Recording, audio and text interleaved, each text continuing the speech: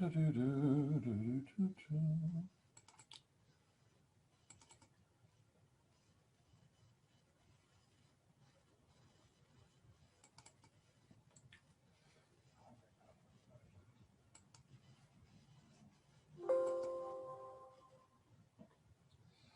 right, what do we got here?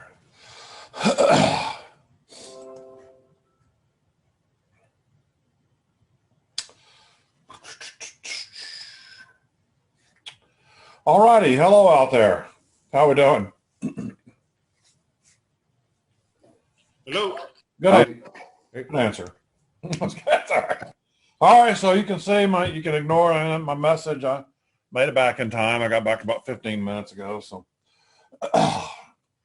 so no delayed start. We are ready to go.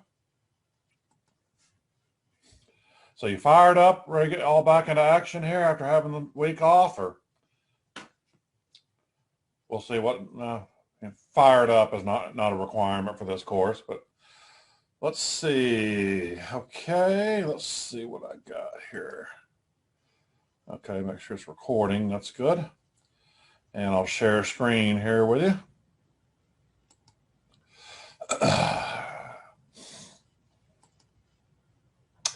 And I believe that we had finished 4.5 last time.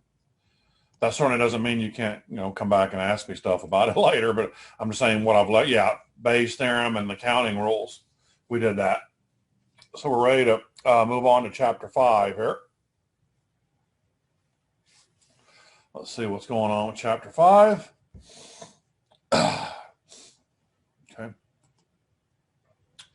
All right, so let's get the show started here.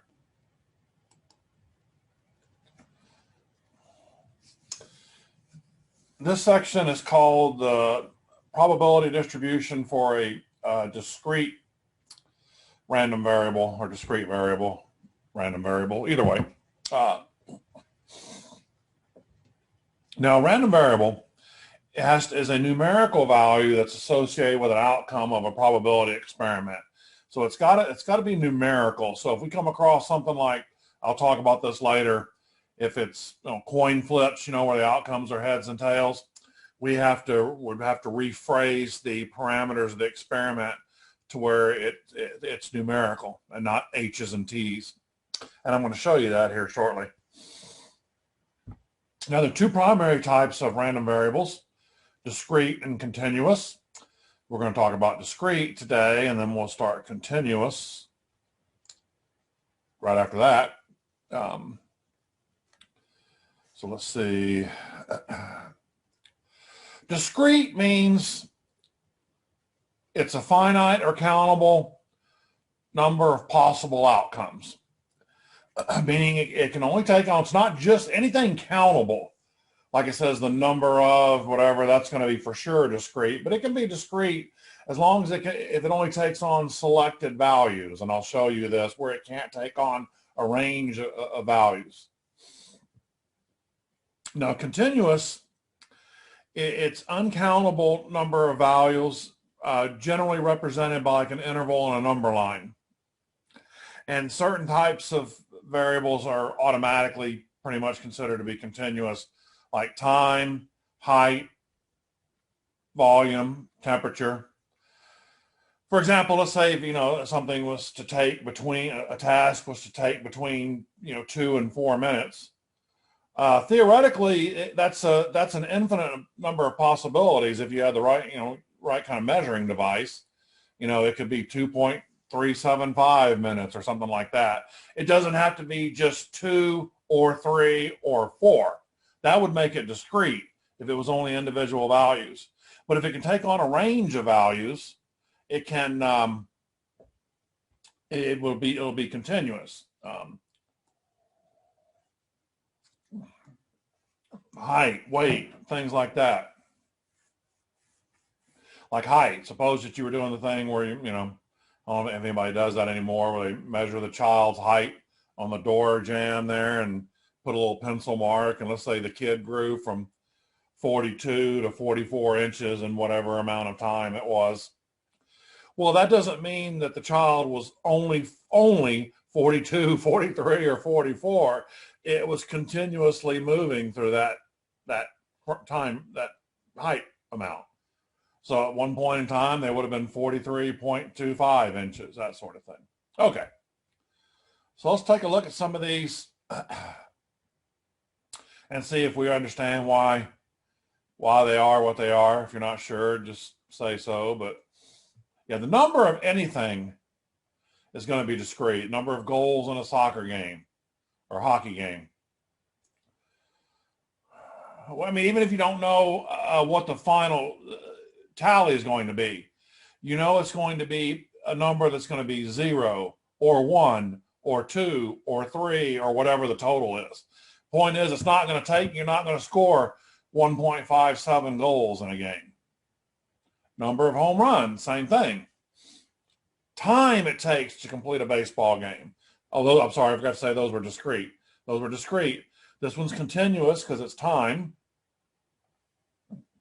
The number of defects found on an automobile at a final inspection. That would be discrete because you'd be, counting, there's no partial defects. Obviously, if something was wrong, it would count as an entire defect.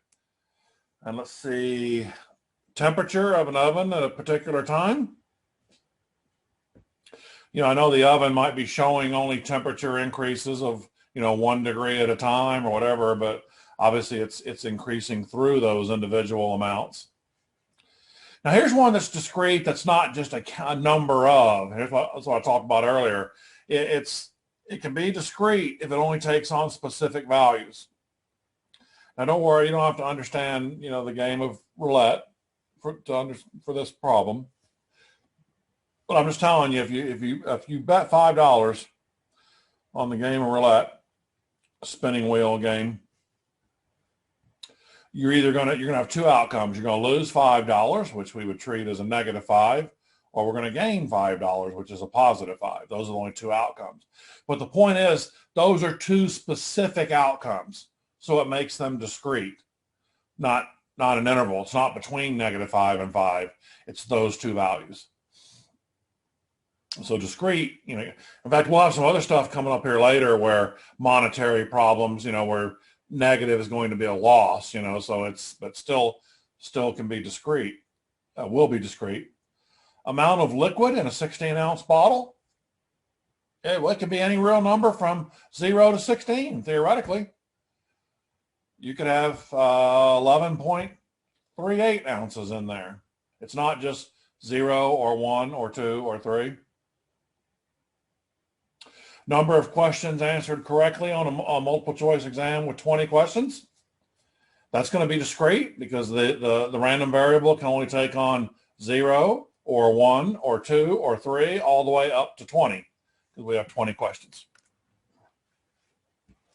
All right, let's talk about what's called a discrete probability distribution. Let's see what that's all about. Okay.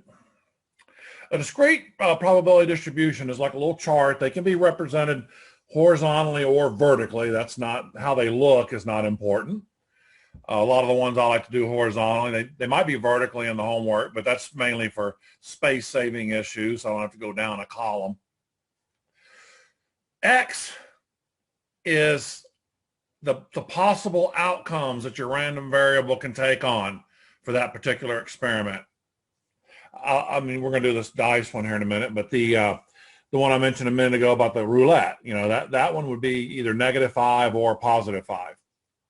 And then the P of X, that means that's the probability that each particular X can occur.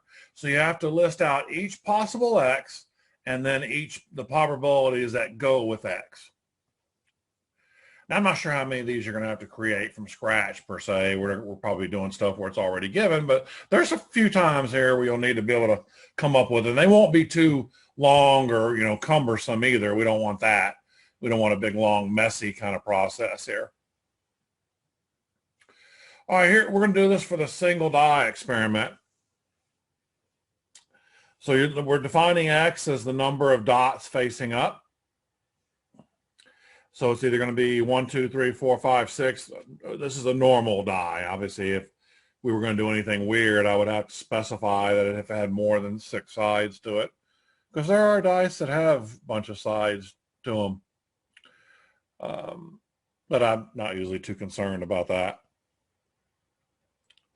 And so X would be 1, 2, 3, 4, 5, 6. Now, we don't always assume for every time we do this that these probabilities are all going to be equal. That's not true. It's just true for this particular case, because there's 6 outcomes and you have a 1 out of 6 chance that you will get any of those outcomes. So yes, this one, they're all going to be the same. So 1 would be 1 over 6, 2 would be 1 over 6. They're all going to be 1 over 6 for this particular one. But the P's aren't always equal. That's not a rule. However, here is a rule. Any valid discrete probability distribution must satisfy the following conditions. Now, we've talked about this first condition before when we're doing probabilities, and so that still holds true. Any individual probability must always be a number between 0 and 1. Now, the next one will be specifically for this case, is that the sum of all the probabilities must add up to exactly 1. That's essentially saying you've got a 100% chance that one of those outcomes is going to occur. Now, what we say valid, that means it does. In other words, if they do add up to 1, it could still be incorrect. You know, if it didn't have the correct probabilities there. But the point of this saying is that they don't add up to 1, you for sure know it's wrong. It's 100% wrong. But you could have them add up to 1 and still not be the right distribution, the correct one. Let's look at these, and we're just satisfying whether or not they were valid. You know, we have no way to know the accuracy or not on these, but I just made these numbers up. But now X can be anything. X can be any number. That's negative. So don't look at this -1 and think that's an issue. And as I mentioned a couple of minutes ago, in fact, X is going to be negative whenever we're doing some profit loss stuff here later. So the X can be anything. Now look at the probabilities individually. Okay, they all look pretty good. They're all between 0 and 1. They're terrific. But as soon as I add those probabilities up, like I did right here in the calculator, I got 1.1. That automatically tells me that this is not a valid distribution. We don't know what it represents, but it's just not, it's not valid, because it doesn't satisfy the case of number 2, where it has to add up to 1. Now the next one, the individual probabilities are all good, and they all add up to 1, so we would consider that a valid discrete probability distribution. Now the next one, I didn't put it in the calculator. I did on purpose. I made them add up to 1. I made it satisfy that. But look at this one here. The P of probability that 5 occurs, -0.05. You can't have a negative probability. Just like you can't have one that's more than 1. You know, so I'd intentionally pick one. So I picked a number that was not between 0 and 1. So that's what makes this one valid, is you've got an individual probability that's wrong. So even if they do add up to 1, that makes no difference. All right. Okay. Now suppose that we had just, you know, a missing value in a distribution. Could we figure out what that missing value would be? Sure, it's not too difficult. Since they know, you know, they have to all add up to 1, you can just say, so the probability that I just put P of 7, that's the same thing as saying P of X equals 7. We don't know, so pretend like that would have been blank right there. So I would have said, okay, well, let me add up the other 3, and then 1 minus the sum of those other 3 would have to be the answer. And I got 0.16, and then of course you could go back and check that and add all 4 of them up. Wouldn't hurt a thing. And if they added up to 1, perfect. Now the next one, example. Yeah, I like to put 1 or 2 of these on exam 2. I'm not sure if this is in the Mymathlab homework, but I certainly like to put it on exam 2, and it'll be on the review for exam 2. I like these because you got to pay attention to the inequality symbols and whether or not they have the equal below them or not. So we're saying we were choosing one of these values, 1 through 5 at random, and we want to know what's the probability that's going to be between 1 and 3, but the equals below the inequality symbols means we're including both 1 and 3. So that means you would add up 1, 2, 3, those three probabilities right there, and we get 0.61. Now notice the next one, I took the little equal bar off the 3. That means we do not include the 3. We would just add up the 1 and the 2 because the equal is still with the 1. So you add up those two probabilities and 0.29. So like I said, it's you just got to pay attention. Obviously, the math behind this is really simple. You know, as long as you add the correct numbers together, that's the key. And let's see what we got here. The next one is between 1 and 4. But notice there's no equal on 1 and 4, so this means only 2 and 3 would fit in between there. So I would add up 0.08, 0.32, be 0.4. Next one, less than or equal to 3. So it'd be 3, 2, 1. Add up those three, which just happens to be the same ones as the first one, just by coincidence. 3, 2, 1, add those up, get 0.61. The next one, the probability that x is greater than 3. So greater means we don't include the 3. So it's just the 4 and the 5. The 1, 7 and the 2, 2. Next one, probability that x is greater than 5. There are no x's greater than 5. So how about 0 for that one? The next one, probability that x is less than 6. I didn't show all the numbers there, but since they're all less than 6, you add them all up and you would get 1 by adding all those numbers up. So yeah, they're all less than 6. So, okay. Yeah, here's what I was talking about earlier. Here's the coin deal here. Now, if you flip a coin twice, this S is what we call the sample space. And that's the possible outcomes. I used it, I think for 2 coins, you probably wouldn't need a tree. If we were going to do 3, which I don't think we are, but if you were going to be doing 3 for these, you'd probably, you can list them out without a tree, but it does make it a little easier because that way you can get all the patterns by just following the branches here. So HH gives you an HH, HT, TH, and then TT. Tail. So there's 4 of them. All right. Now, here's what I was talking about. We can't really set up a discrete distribution for this because you can't use H's and T's. So look at this thing. Now, so suppose we said let X be, so we're flipping a coin twice. It can be, you can flip them both at once or individually. That doesn't matter. That's not important. You can toss them both up at once. Let X be the random variable that counts the number of tails that appear in both tosses. So now we have to figure out what X is going to be. And it says construct the distribution.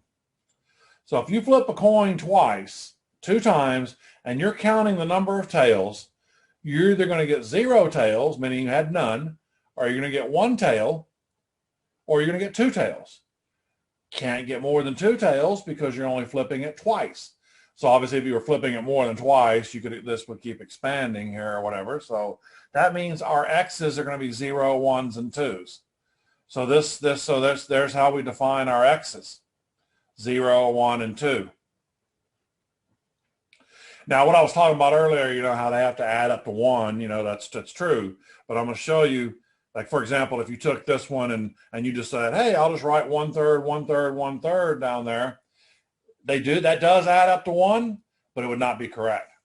And here, let me show you why there are these 3 numbers here. This goes back up to the sample space. So you theoretically have 4 outcomes. Those are the 4 outcomes. So everything's divided by 4. Now let's see how many ways you can get 0 tails. There's only one way you can get 0 tails. HH. So you have a 1 out of 4 chance you'll get no tails.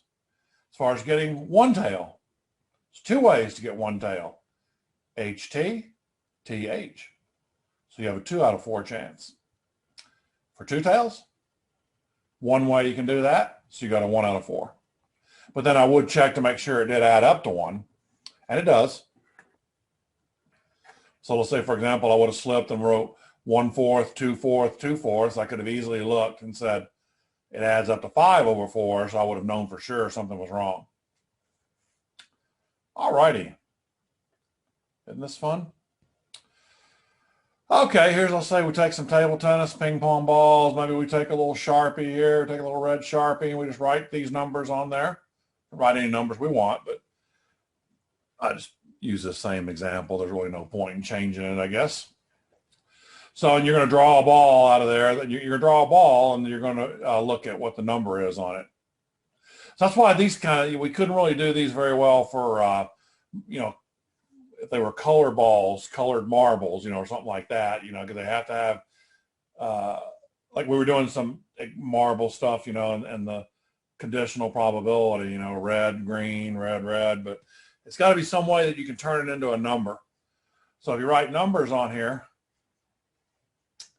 and there we go. So then the only numbers in here are either 1, 2, or 3. So those are my x's. And there's 2 1s. And there's 10 total, so I have 2 out of 10 chance at 1. And there's 3 2s, so we got a 3 out of 10 chance at a 2. And there's 5 3s, so you got a 5 out of 10 chance at a 3. I didn't reduce these fractions just so it was easier for you to see quickly that they add up to 1. Makes it easier to see that way. But you basically have a 1/2 chance you're going to get a 3 out of there every time. Let's talk about the mean of a discrete random variable. Okay. Now this one, to get the mean, you could just add up all those outcomes and divide by 10. That would also work. But if you're just given some other random distribution, though, you need to know how to use this. Well, I'll show you how to do it in the calculator. But speaking of which, I guess I could warm the calculator up for a minute here. Let it warm up. But or you can use the formula. It's pretty simple to use. And all it is, this formula might look crazy, but that summation just means you're going to be adding stuff up, and they're using this is not a sample, it's a population mean because it's containing everything. But all you do is you take each x and you multiply it by its corresponding probability, and then you go to the next x times its probability. So it's like x1 p1 plus x2 p2, so forth, so on. So for this example right here with the balls, you would take 1 times 2/10 plus 2 times 3/10 plus 3 times 5/10, and you would get 2.3. And that's essentially the long-term, law of large numbers average you should get. So in other words, if this experiment was repeated many, many, many, many times, and you took the average of all your outcomes, you would be expecting it to be somewhere around 2.3. That's because the 3s are kind of weighting it a little bit, because there's more 3s than anything else. So, all right, so that's, like I said, I'll show you in the calculator how to do this, but that's a pretty easy formula to use. All right. Okay. Now we have what's called the expected monetary value of a discrete random variable. It's essentially the same formula, but when we call it expected monetary value, we're now talking about money problems, but it's the same principle. It's still going to be the mean. It's going to be the mean, the expected value. It's going to be x and p's. Now, our random variable x in these cases are going to represent net gain loss dollar amounts of each of your particular outcomes.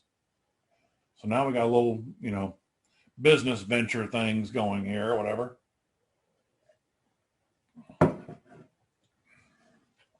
All right. All right, let's see what this example looks like. Now, don't worry about the reasons, just how we know this is going to be what it is. You have to just sort of accept it to be able to do the math, but whatever reason, let's say we got a 1 out of 10 probability that we're going to profit 12,000. We got a 4 out of 10 probability that we break even, no gain, no loss, and a probability of 5 over 10 that we lose $3,000. What is the expected monetary value of this venture? Meaning, what would be the long-term average per trial, per doing this each time? What would we expect for this to average? So we just use that formula. But let's look real carefully here. And being business majors, I expect you to have no trouble handling this concept. Because you know, from probably taking accounting or whatever kind of other courses, you know, when you see the word losing in front of a number, you know, because we're treating this as like net gain, so loss. So that means losing 3,000 automatically gives that X value a negative. So I think you'll be fine with that, you know, but I've had people in the past, and whether if I was teaching this stuff in another discipline, maybe like stats for just general stats, not for business majors, sometimes people would forget, they'd get keeping the problem wrong, practice, and because they would forget to put the negative there. But I don't seem to have that happen as much with business students messing that up as often. So, but you see the word losing, you just give that X a negative. So here's our 3 outcomes: positive 12,000, 0 for break even, negative 3,000. And our probabilities: 1 over 10, 4 over 10, 5 over 10. Now, of course, I made this example up to where it better add up to 1 there. Obviously, you can double check that. But if they give you all the probabilities, you probably don't have to check it. It's kind of only important to check it if you're coming up with it yourself. So let's see what we have. We take each one. We got 12,000 times 1 over 10 plus 0 times 4 over 10 plus, or you can just say minus, but plus a negative 3,000 times 5 over 10. We get negative 300. Now, what does that negative 300 actually mean in the scheme of things here? You know, what does that really tell you? Because that's not what's going to actually happen to you on any one experiment. You're not going to lose 300. What that means is if you were somehow able to repeat this process over and over and over and over, do this venture, whatever, and say you could do it again, again, and again, you're going to theoretically lose $300 per each time you do it. So that's not good if you're going to do this a lot of times. Obviously, if you just did this 2 or 3 times, and if you got that, you know, if you hit that 12,000 in there kind of early, you know, then you want to stop, you could stop. Well, this is saying that means, for example, if you were to do this 1,000 times, theoretically, you should probably be down about $300,000. That's a little bit rude there, I think, isn't it? So that's telling you what you should lose per attempt. But if it's in the short term, anything can happen. You know, obviously you can come out ahead. All right, so I got this example from an old book that we used to use. Kind of liked it. Now it's kind of that's the way they had it defined in that book too. I'm not sure exactly. Well, no oil you can kind of pretty much understand, but I don't know what the exact definition of some oil and much oil is. But the good news is it's not going to affect how we do the problem at all here. Now this says, okay, a little oil experiment here, drilling experiment. And let's see, we're going to lose $40,000 expenses if we hit no oil, and we got a 25% chance, 0.25 probability that happens. If we hit whatever the definition of some oil is, we will profit 10,000, and we've got a 70% chance of that happening. And then whatever much oil means, we will profit $70,000, but we only have a 5% chance of that happening. And I'm just mentioning over here that they do add up to 1. But like I said, these were given out of a book, so they were, you know, designed to already add up to 1. So I'm going to calculate this using the formula. So it'd be negative 40,000 times 0.25 plus 10,000 times 0.7 plus 70,000 times 0.05. And we get plus 500.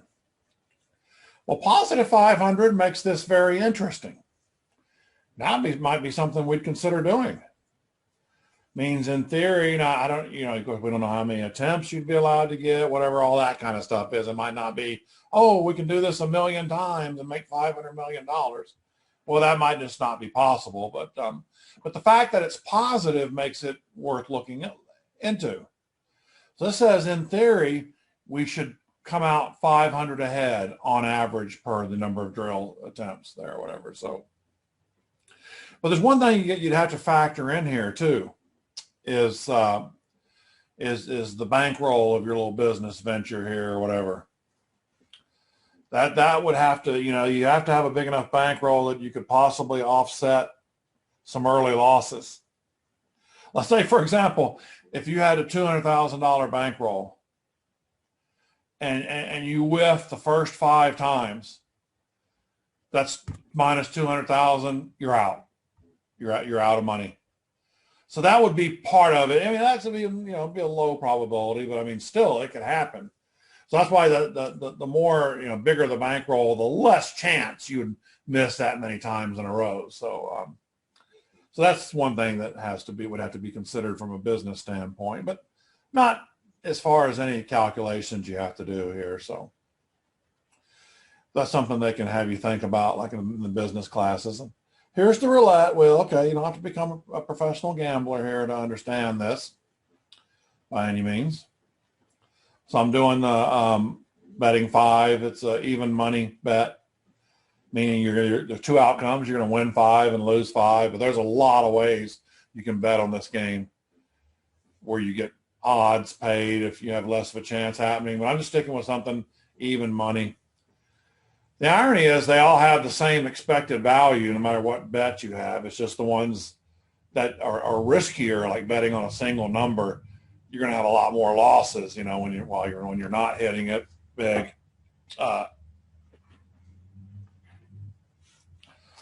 And at least this one, it'd be a little more consistent. You'd probably just be trading back and forth $5 chips, with the dealer. You hit a few streaks here and there, but you shouldn't go bankrupt too quickly. So there's 38 spaces. There are some roulette wheels that aren't like this. Like I've seen a few with 3 greens. The more greens, the worse it is for the player. Better for the casino.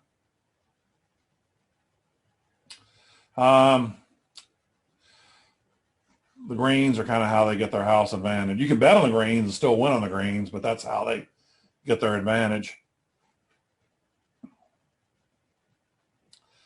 So you're going to lose 5 or win 5. Now let's look at the probabilities of those happening. So you got 38 numbers. We're going to bet black. Red or black would be the same here. Green, I would have to do it differently because I'd have to give you the probability for green. I won't do that right now, but if somebody wanted to see it sometime, like when I'm off the air officially or something, I could show you, but don't need to waste time now. Now lose $5. So we're betting on black. That means we lose on either red or green. We lose with either one of those. So there's 18 reds, 2 greens. So there's 20 ways I can lose. That's how I got 20. So 20 over 38. And there's 18 numbers you would win on, 18 out of 38. And notice how those two add up to be 1. So I could see someone, making a mistake and going like 18 over 38 and forgetting about the greens and going 18 over 38 and 18 over 38. That's when you should check and go, oh, wait a minute. That only adds up to 36 over 38. What am I missing? And then you'd be missing that it didn't add up to 1 because of the 2 greens. Now,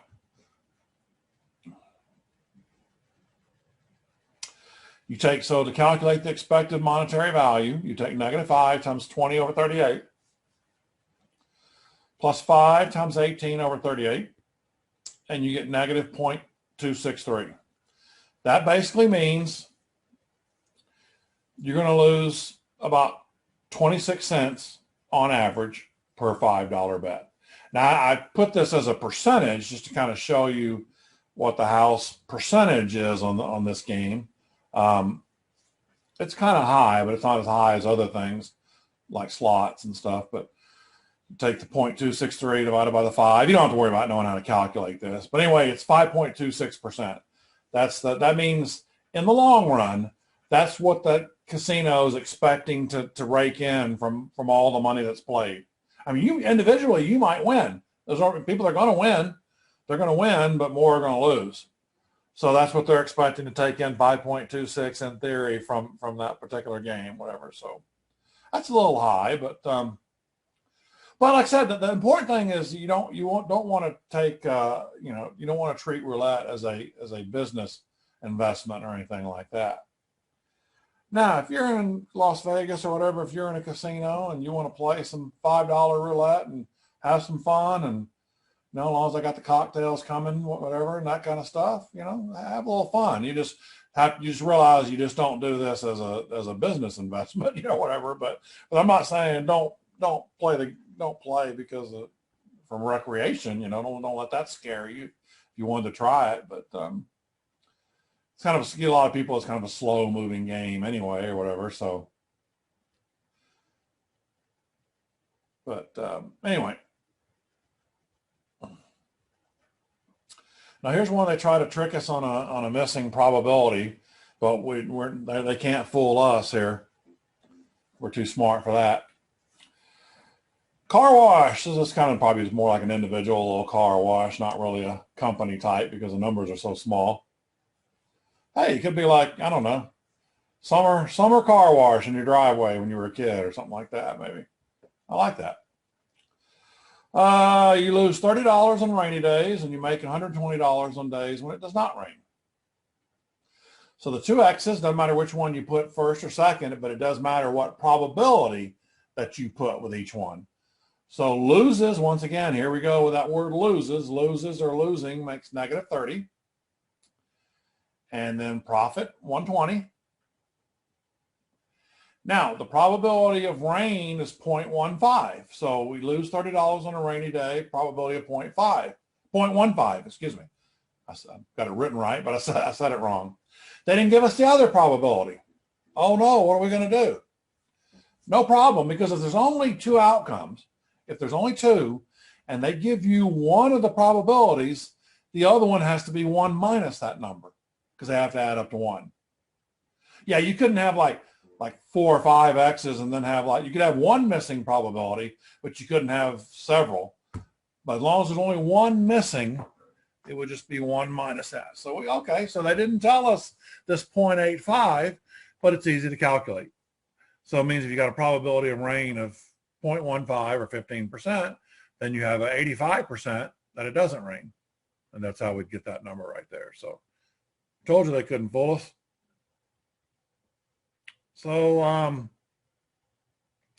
negative 30 times 0.15 plus 120 times 0.85, 97.50. So in theory, on average, we should make about 97.50 per day in the long run.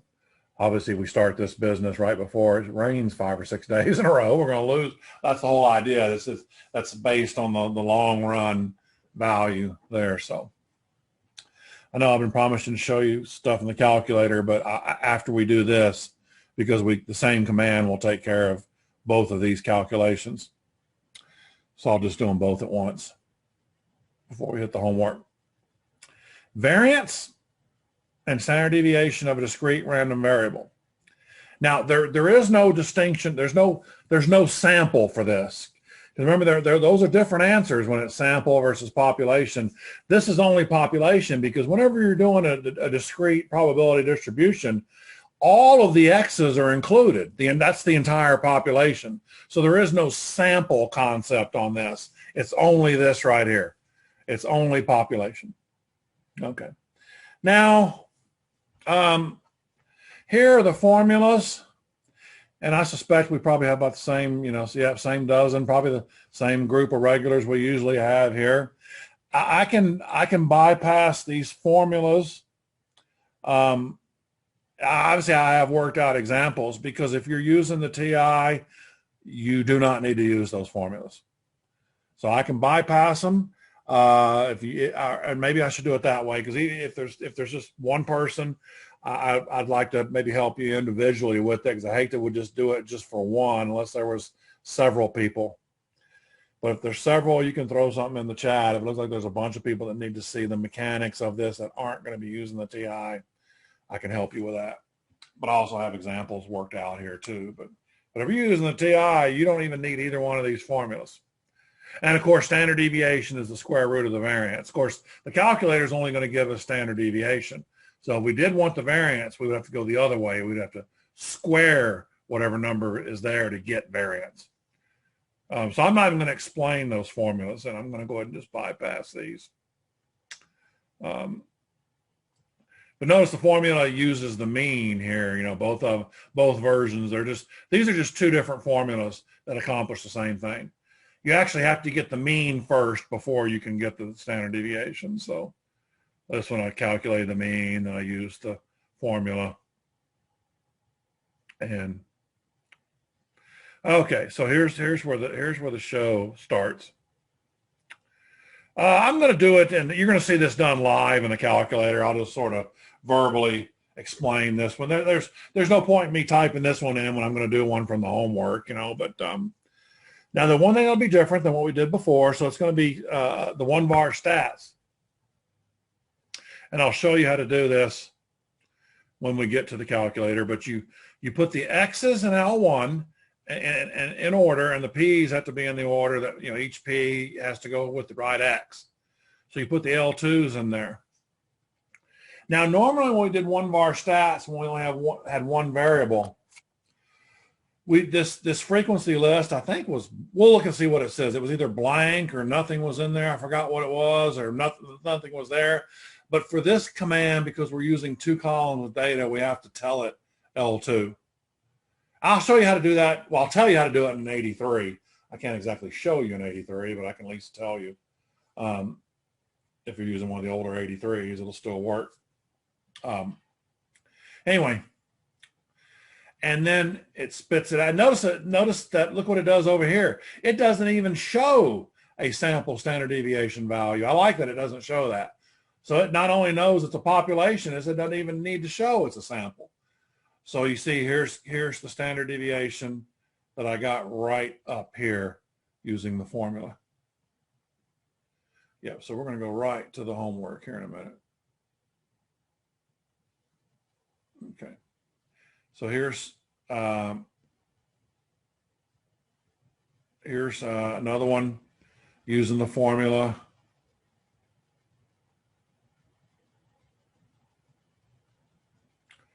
There's a last example with, here, I didn't label it before, but I'm just labeling with the X1 is the P's, X1 is for the L1's for the X's, and L2 is for the P's.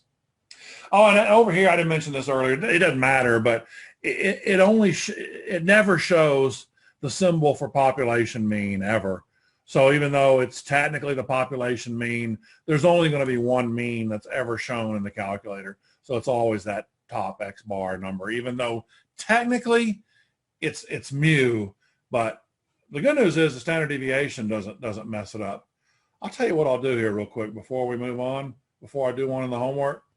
I will do, oh, well, crap. I was going to do this one, but I did this. This is the same problem using a different formula. It's not new numbers. Okay. I thought it was new numbers. So we'll wait to get to the homework here and do a new fresh set of numbers. So, all right. So that takes care of all the ideas for this section. Now let's crank this out and see if we can show how talented we are here.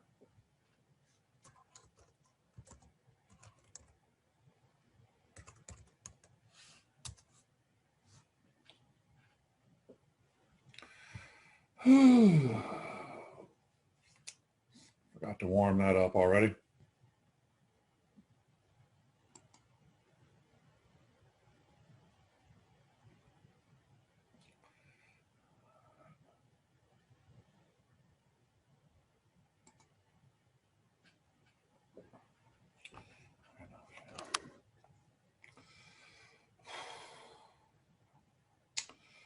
All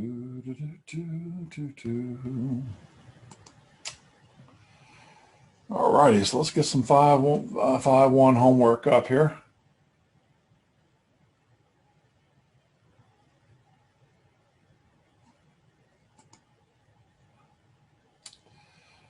Assignment manager.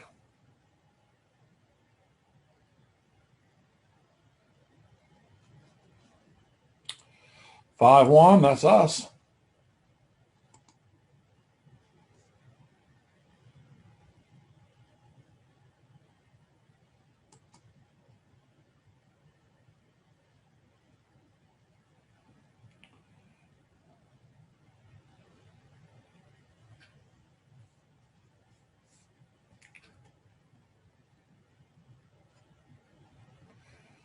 All right, what happened to it?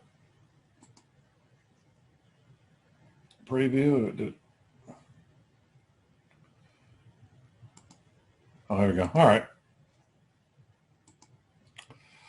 Okay, any of these are probably good. Let's see, there's 5 of them. I'll just kind of go through here and just see what. Do one. That's we'll see all the parts. Yeah, that'd be a good one. It's always good to see the kind of the. Ooh, I like that one.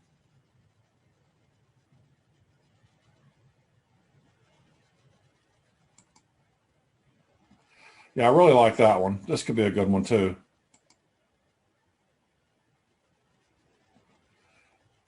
That one could be interesting. Probably won't have time to do all of them here, but oh yeah, this is showing a lot of these that are frequencies. Now, yeah, I'll do this one. Frequencies can be easily converted to probabilities by taking each number and dividing it by the total. But actually, I hope I'm not wrong about this. We'll find out, but I don't think I am. You can actually put them in the calculator as frequencies, and I think it will adjust for it. Now, if we were doing this manually, we would have to take, so there's no words, this says 200 over 200. So theoretically, this would need to be 21 over 200, 46 over 200. 40 over 200, so forth and so on. But I think we can enter them in the calculator as whole numbers, and I think it will convert it. Now, on an exam, they're going to be probabilities. They're not going to be frequencies. They're going to be written as probabilities. So let's try this one. Now, if you experiment and you want to do some of this, I mean, you want to do it Excel. I'm not going to click on the download thing because I'm specifically showing this via calculator. I'm not exactly sure of the command in Excel, so I don't want to waste a lot of time right now trying to figure it out. But it might be able to be done. And if it can be done, you can do it. But I'm just going to do it as if it's calculator, so I don't need to really download them. All right, well, clear this out. Stat. Edit. Now, since I'm about to type in more numbers than I have, I don't have to clear this list. So I think it's 0 through 8, right? 0, 1, 2, 3,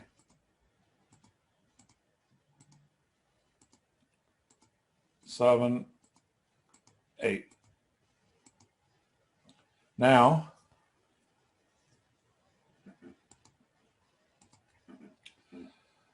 all right, now I'll test my memory here. Not as good as it used to be. Let me just see if I can do 4. 2, 23, 42, 37, 33. Just mumbling to myself here. Sorry about that.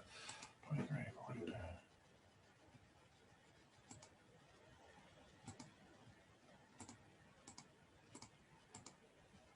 I don't think this is going to be right. I'm going to check, but I got a bad feeling about this. The last two. Did I get it? Ah, it's a miracle. Oh, now I can try to do a block of 5 now. 25, 20, 11, 6, 3. 25, 20, 11, 6, 3. 201163. Sorry about the muttering to myself there, but it helps me remember it. All right. So I'm going to quit out of that. We got what we need. I'm going to go to Stat, Calc, 1var Stats. Now, for people using an 83 or whatever, if you do 1var Stats, because I know it just defaults to L1, you'll have to go second 1 to bring the L1, and then use the comma, which is above the 7. Actually, okay, let me just write it on a scratch page here. Well, it'd be whatever 1var Stats, and then you'll make it look like this: L1, comma, L2. And like I said, you go the commas above the 7, and you go second 1 to get L1, and second 2 to get L2. In fact, I'll have to go second 2 right here. Second 2 for you, even using this version of the calculator to get L. There's my L2, second 2. Yeah, I'm glad I thought of that, because that would have been an obvious question for folks. How do I get that L1 and L2 up in there?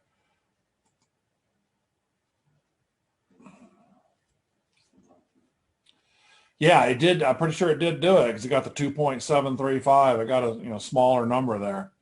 So I'm going to go with that. How many does it want? 3. I'm going to go 2.735.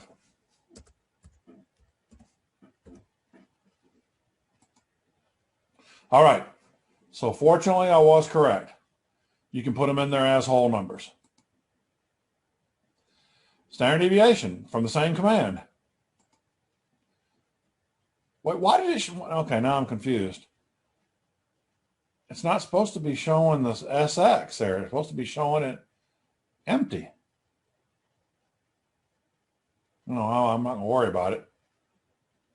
Maybe the newer, maybe that was an older calculator thing that didn't show it, but well, whatever. It's definitely the bottom one for sure. So I hope it's 3 decimal places. 1.966.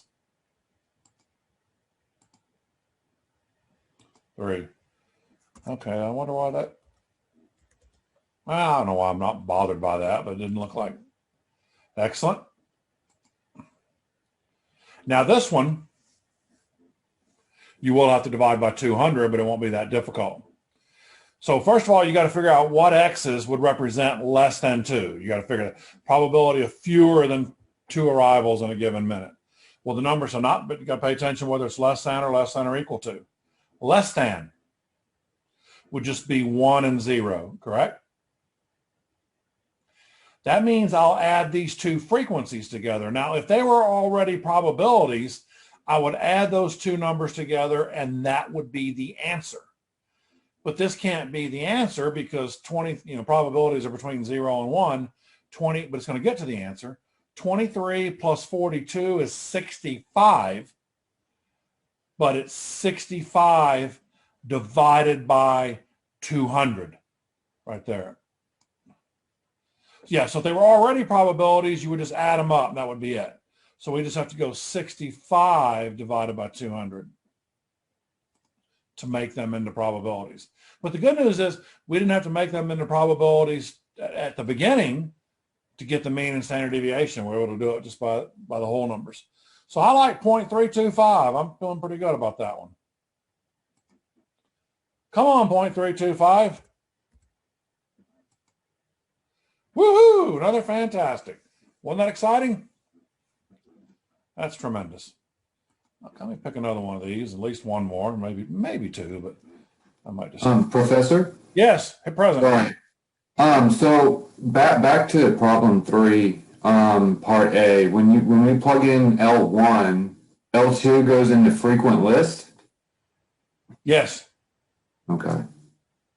Yeah, L1 will be the first one, and frequency list, that will be the L2. Okay. And then Every time. Every time. Okay. So L1, that is correct. Thanks. Okie doke. No, this one, I was going to pick something maybe a little different looking, but nothing wrong with this problem. But so this one says more than one. So more than one, you would have to add up 2 all the way down to 7 and divide by the total. This time the total is 104.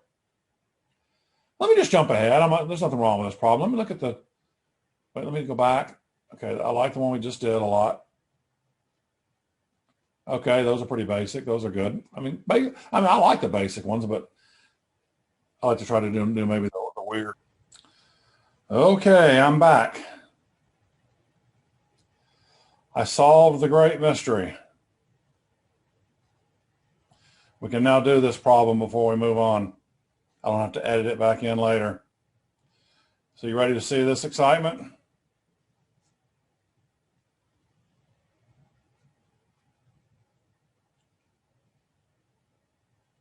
Hope I'm not talking just to myself here, but maybe I should wait a second or two here. No, I'm here. We're here. Okay. It's okay if you want. So it was okay if you weren't. We're here. It's okay. It was okay if you weren't. That wasn't. I just want to make sure because I want you to see my little bonehead mistake here. So to benefit all of us, right? So yeah. All right. So you see, I got this right. Now let me go back and show you what I did. I had them in the wrong. I had the P's in the wrong column. The P's have to be second. I had them in the first column. It is correct. I got fooled by the way they were written here. So look what I did in the calculator. Now you don't have to do what I did here. You can.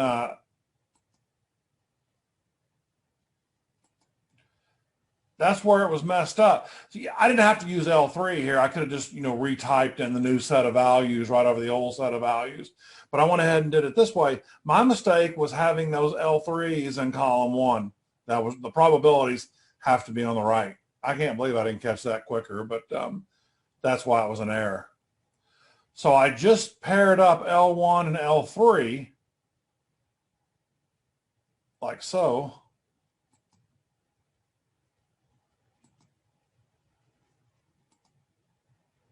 Yeah, like that. Now you can leave it as L2 and just like I said, retype in. You don't have to do it that way.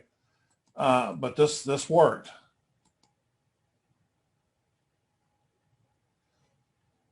And that was correct. I typed in 100 and it loved me. It gave me the glorious check mark. Let me write down this standard deviation because I think the problem's weird. They do the means first, and then I don't want to have to redo this command again. In other words, I just put 87.0632. Let me go back and look at the problem. Yeah, so I think they're gonna ask for the standard deviations, which it would have been helpful if it would have just done expected return and then standard deviation for the same stock instead of doing the same, return for stock X and Y. I would rather the standard deviation been done here. So that's okay. So I just wrote it down on a piece of paper. So good tip for you too, I think then. But it's not that hard to go back and do it again. So now I'm going to do Calc L2 and L3. Because now I'm doing that because my values for stock Y are in L2 using the same probabilities that are in L3. So that has a mean of 69. What is its standard deviation? Let me write that. I'll just remember the 69. This is 69.7782. Okay. Now, 69. Okay. Good job. That's us. Hooray. Yeah, here are the standard deviations. So I'm glad I wrote those down. It wants 2 decimal places. Okay. So that was from, I wrote 87.06. And then the other one's 69.78. You would just have to redo the commands if you didn't write them down first. But it doesn't take that much effort. Stock X or stock Y? Now, stock X had a higher return, but it also has a higher standard deviation, meaning the results are going to be more scattered. The return for stock Y on average is lower, but it's also got a lower standard deviation. So I guess at this point, it's just a matter of, how much risk you want to take on here on this. Now let's see how they're going to answer this.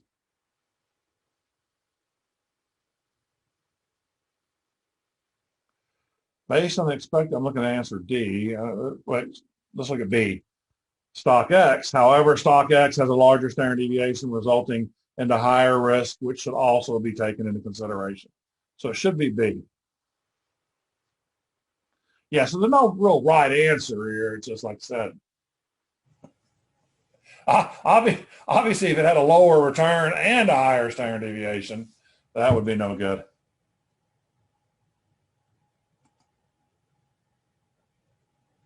All right, thank goodness. Okay, I don't have to go back and I'm going to go back and edit out the part of the video where I completely blundered that problem up. But I'll cut that out for people watching it later. But I don't have to go back and wedge it back in there now, so that's good. So now we can move on to 5.2. All right, man, that even fooled me, didn't it? So hopefully people will watch this video then before they start trying to do these problems.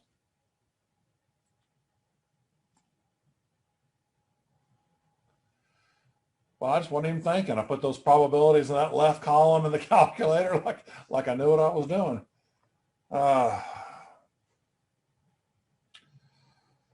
But we fixed it. Now, the binomial distribution, there are several types of, we were just last section we were doing discrete probability distributions in general, but there are several types of specifically defined discrete distributions that have certain names and they follow certain conditions. The most popular and the most commonly used is the binomial. That's why we're studying that one. But there's also a binomial, there's a geometric, hypergeometric, Poisson. Poisson might be continuous.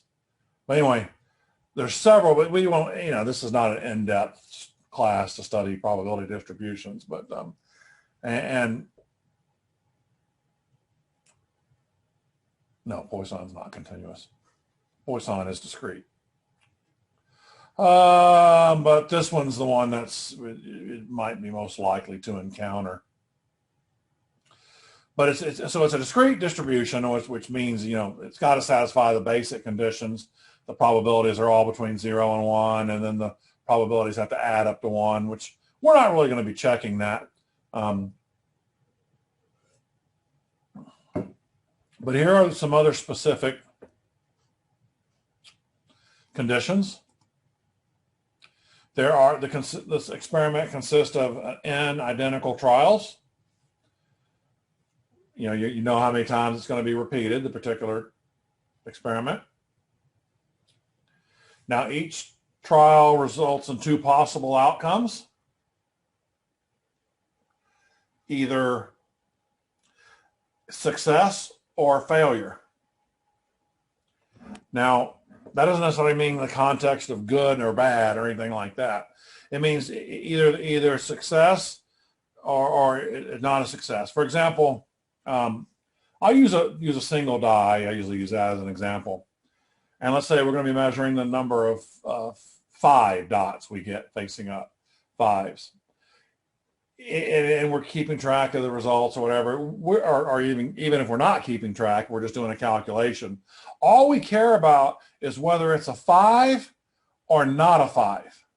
Meaning if it's not a 5, we don't care specifically if it's a 1, 2, 3, 4, or 6. It's either 5 or not 5. So there's only 2 outcomes each time. And success means success in the sense of what you're trying to measure, not necessarily good, bad. Like I said, we'll see an example coming up. Like, let's say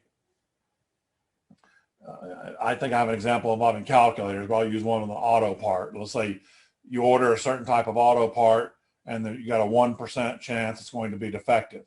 And let's say you select 20 of them. What's the probability that exactly 2 of them are defective? Well, in this context, since you're measuring defectives, that from a probability standpoint, that's considered to be the success of whatever it is you're measuring. Not that it means it's a good thing. In other words, you don't want your part to be defective, but just from a probability standpoint, success means what you're trying to measure. All right. Now we use lowercase p to represent the probability of success on any one trial, and then q is the probability of failure. Q is always 1 minus p, because if we have 2 outcomes and we know the probability of 1, the other one has to be 1 minus that probability. So like using the dice example with the number 5, you'd have a 1 out of 6 chance of a 5, and then 1 minus that means you have a 5 out of 6 chance that you don't get a 5. Now I mentioned in here, I'm not going to change all my notes because of this particular textbook, but I wanted to mention this here, and I will not use this on a test either, but it could come up in the homework. Some books, this isn't the only book that does that. I've seen this before. I don't like it, but I just want to at least acknowledge that. But they use actually the pi symbol to represent this same thing I'm calling a p right there. I don't like that, because pi is an important number in mathematics. I don't think it should be used as a variable like other Greek letters are. Obviously it is a Greek letter, but oh well. P, okay, so I wanted to mention that. So when you see they're using pi, that means p. The trials are independent. In other words, the trials have nothing to do with each other. The outcome, each subsequent trial is not dependent on what's happened before. For example, let's say you roll that die, you're measuring the 5s or whatever, and you roll it 12 times and you hadn't gotten a 5 yet. There's no such thing as saying, oh, because none of those were a 5, I'm due to get a 5 now. Probability doesn't work that way. It doesn't. The dice doesn't know. The single die doesn't know it can't be 5 or not. So people often do that with roulette or whatever, like a lot of roulette tables and casinos. They started doing this probably about 20 years ago. They keep a little tote board of the last 15 or so outcomes to show whether it's been whatever number. And of course, the number will be whatever color. And it might encourage people to come up and bet. If they see that it's been red 7 times in a row, somebody might walk up and bet black. And they might be right and they might win. But they didn't win because it was due.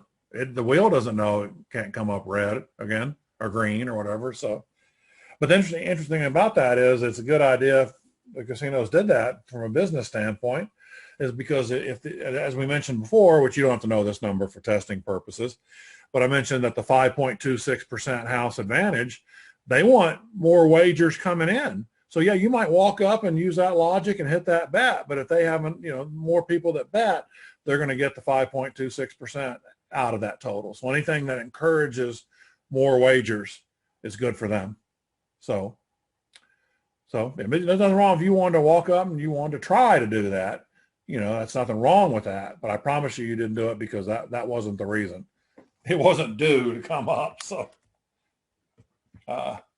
anyway, so trials are independent, nothing, no outcome, nothing dependent.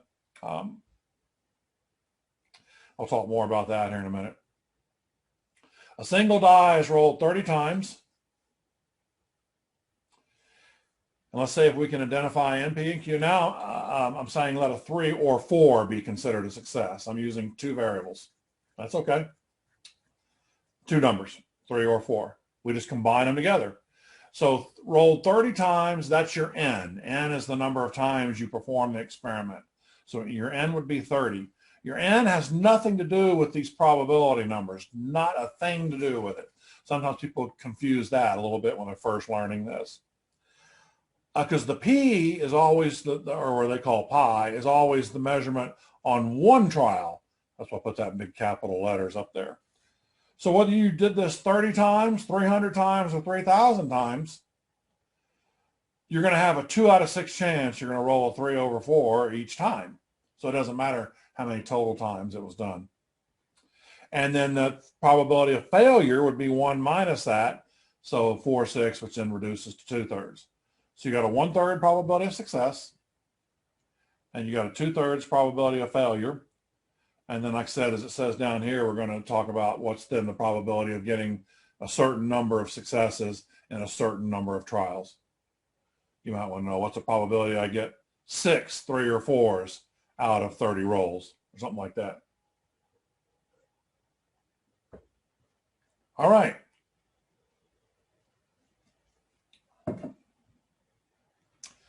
Now, binomial experiments probably not going to trick you here. No attempt to really trick you, and if they tell you an experiment's binomial, it's not trying to trick you or anything like that. You can assume it means it's true. So, but here's this one like flipping coins, rolling dice. But here's an interesting experiment: drawing card out of a deck. The only way that would be binomial is if the card is put back in the deck before the next draw, because if not, that means your probability of your next outcome would be affected by what card comes out. But if the card goes back into the deck, everything resets and the probability is the same each time. So with cards, they're only binomial if the card is replaced. All right. So here we go. Here's a formula. Guess what? You don't need this formula if you're using the TI. If you are using this, you would need to use me. I'll kind of explain it real quick. This first part of the formula is just the combination thing that we learned in 4.5. It's that combination formula, because this is not order specific. So if we talk about containing X successes and N trials, the order doesn't matter. We don't have to measure the order. It's not order specific. We wouldn't want to include. Any 3 times would be the same as any 3 times. All right. Now, and then each time you're going to have P raised to the whatever the power X is, and Q is raised to the N minus X. So let me just kind of come over to the other page here. Like I said, you don't worry too much about this. Well, obviously you don't have to write it down. I guess you could actually look at it in the video, but let's say if I'm, rolling 5 times, and let's say 3 is my lucky number. I don't know. 3 is a success. And then we know that the probability of 3 would be 1 over 6. And then probability that the success, which means that's your little p. Little p will be 1 over 6. Q is 5 over 6. But anyway, so, if you're going to say, what's the probability that I get rolling 5 times and I roll 2 3s? 2 out of the 5 rolls are 3. Okay. So you could have the 3s could occur, the first 2. So the way each individual probability would be, so that would be 3, 3, and then not 3. I'm not going to do too many of this. It just takes too long, but anyway. And then what if you went not 3, not 3, 3, 3, not 3. Well, anyway, long story short, what that formula is doing, it's taking all these scenarios and then adding them up into the possible, because you can get, for example, the successes can occur, first and second rolls or third and fourth rolls or whatever rolls, and it adds all that up. So, so obviously you would never want to do it the way I was just doing it there. I was just sort of explaining how the formula worked. So the combination then allows for all the repetitive adds there. So, okay. Now here, I did one using the formula, the actual formula. I want to show you how to do it in the calculator. But I'll explain this formula real quick, though, just for somebody, especially somebody watching the video that needs to do it this way. But I'm not going to do it this way too often. But at least it's there for somebody to see, and then they can ask me. All right, this one's kind of giving us all the info. We're not having to figure it out. So n is 10, x is 2, p is 1/3.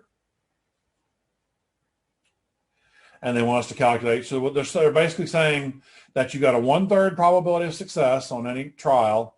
You're doing this experiment 10 times.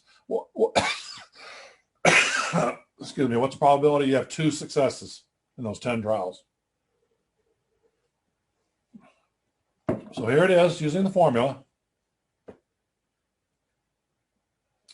It'd be 10 factorial over 2 factorial, 10 minus 2 factorial.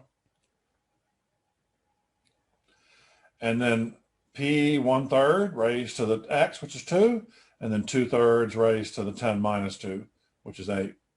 I actually use the NCR formula here, but with factorials, I did it like that. So if someone was using factorials, they really need to be careful and do it like I'm doing it here, because you see how I got those parentheses there? That's very important. Those parentheses have to be, they keep these two numbers together in the denominator. In fact, I'll show you that real quick here, even though none of you are probably doing it that way. This won't take long. 10 math. In other words, I'm going to go divide and multiply without parentheses. Divided by 2.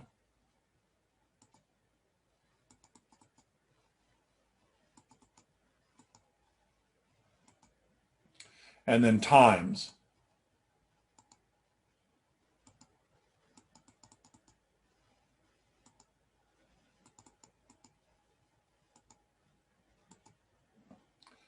Not what we wanted. Because the calculator, when you put that times right there, the calculator automatically thinks it's back up on the numerator. It thinks you want the 8 factorial on top. So the parentheses kept it all trapped in together.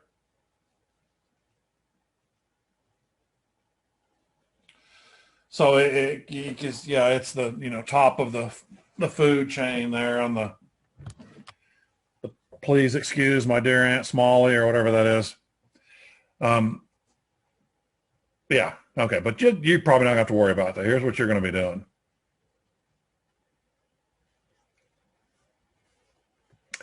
Now, if you're using the 83, the newer calculators kind of prompt you for these.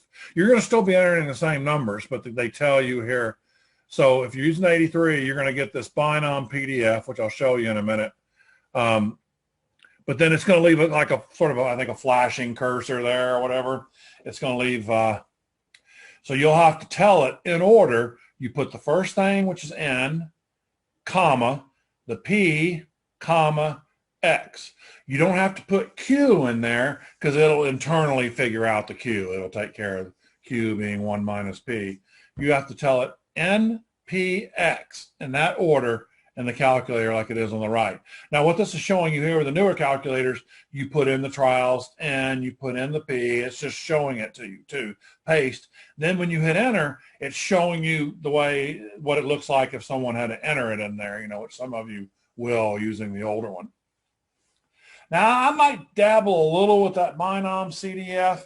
I don't want to get too cute with that because I don't want you to not know what you're doing and mess that up. It's better almost, if you have a choice, not using it than using it. But anytime you're calculating an exact probability, it's always going to be Binomial PDF because that means equal. CDF means less than or equal to. Okay, for any binomial distribution, because it's a discrete distribution, the probabilities all add up to 1. Now, roll a single die 20 times. And I'll do this one, I'll do this binomial in the calculator. And we consider a 5 to be a success. So I'm identifying n, p, and q. It's 20, 1 over 6 for p, 5 over 6 for q. And what's the probability that we roll 3 5s?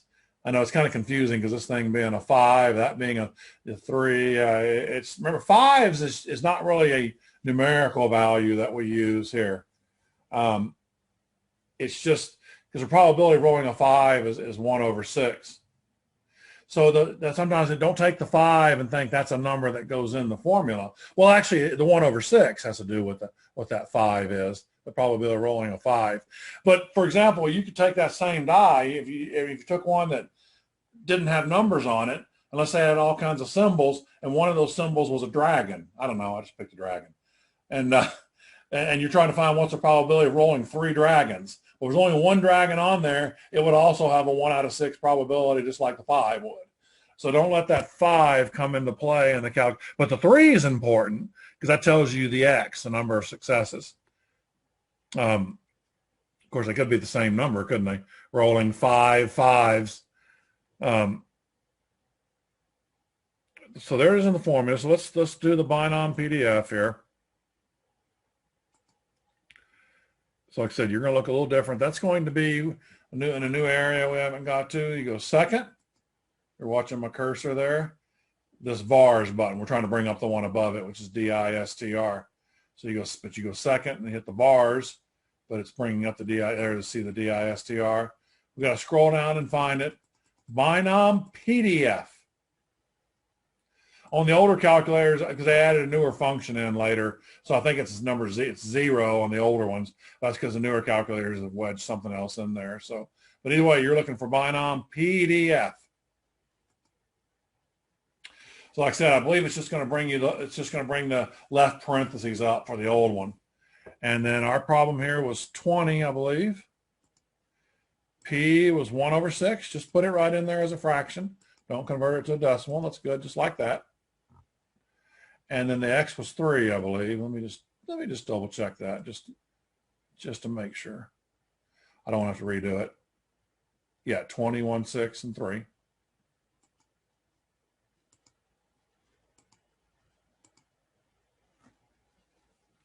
So there we go. 0.238, whatever. So then as a percentage, 23.8. So it's kind of like saying we got a 23.8% chance we're going to roll 3 5s and 20 rolls. All right. Now let's say we're going to do a multiple choice exam. 25 questions, 4 choices for each question. Now that's important for 2 reasons. So obviously if this would have said true, false, that tells you there's 2 choices per question. You don't have to, but you can't just say multiple choice because there's no reason why a multiple choice exam, could have 4 choices, 5 choices, 3 choices. So it has to tell you that. And also what's important for this experiment to be binomial is that it's the same number of choices for each question. Most exams I give are never really, they wouldn't satisfy the binomial because sometimes I'll have one with 4 choices, some questions, some will have 5, some will have 3. So mine aren't usually binomial, but to be binomial, it's got to be the same choice because you have to have the same probability. So in reality here, it's almost like you don't even need to see the test. If we're just guessing, you're basically just putting in A, B, C, or D every question. There's no need to even read the question because the idea that's not really guessing if you're trying to figure it out. So that's why, so the 25 represents n, the number of choices. So that's how you're getting the 1/4. The 1/4 is coming from each question has 4 choices. You have a 1 out of 4 chance you're going to guess that question correct. So there's what, so it doesn't tell you 1/4 directly, but it's expecting you to figure that out from right here, the 4 choices. So if that had been 5 choices, we would have said 1/5. There we go. And of course, Q is always just 1 minus P every time. So if that's 1/4, this will be 3/4. All right. So what's the probability of guessing exactly 20 correct out of 25? That can't be too hard, can it? Sounds easy. Guess what? It's not. Here it is using the formula. Oh, one thing I did here, I mentioned, like I say, it probably doesn't matter, just in case you were curious.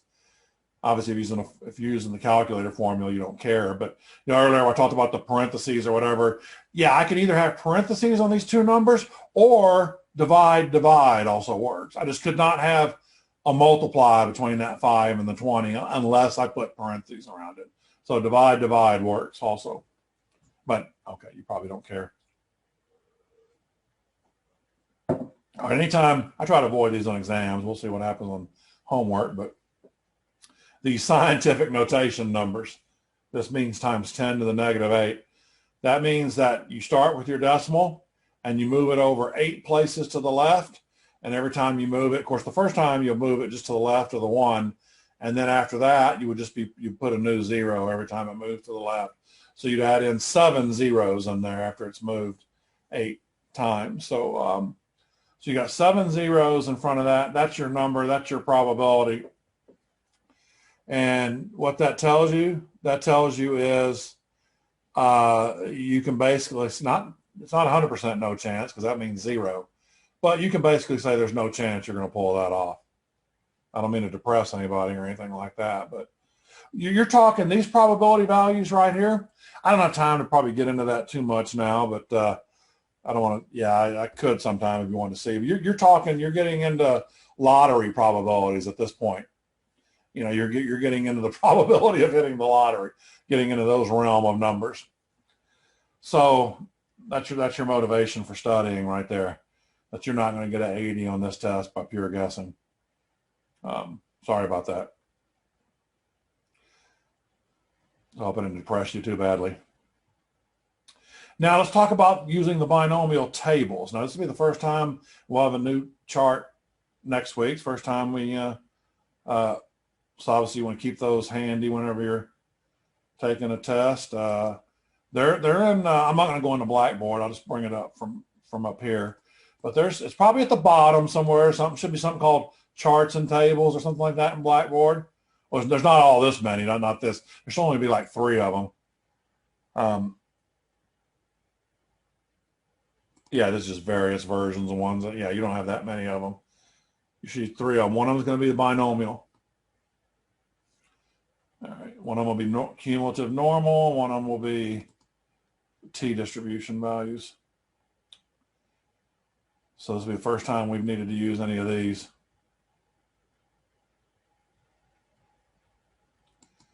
Come on, load on up here. Come on. Well, let me go back. I'm not going to wait for that right now. Oh, okay, there it is. Well, I'll come back to it anyway. So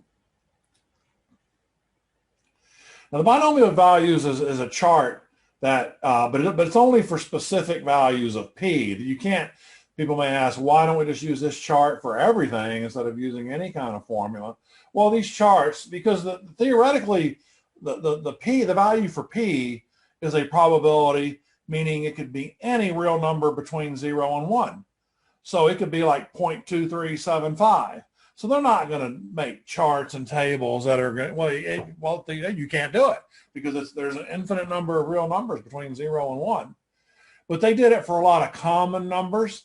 So if it's like a common type of value for p, like your 0.1, 0.2, 0.25, things like that, we can use this chart. But I'll show you where we're specifically going to use this chart for, what the main reason is. I'll show you here in a minute. But yeah, this can't be used for everything, but if it fits your scenario, then you can use it. Okay, let's see.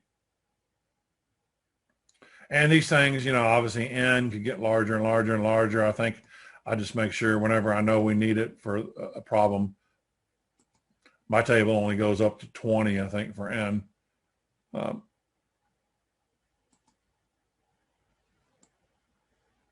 obviously, theoretically, this table could keep being built for more and more values of n. Okay. Now, the way you read this is, so you see it's got these limited probabilities, but every like 0.05 is up there, it looks like, all the way to 1. I don't have 0.95 there, I guess, but okay.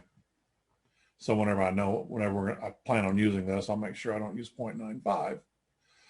Right off the bat, this would be limited for the problem, including for the dice, because, you know, one die is 1 over 6. 1 over 6 is roughly 0.16666. That's not on here, you know, so anyway.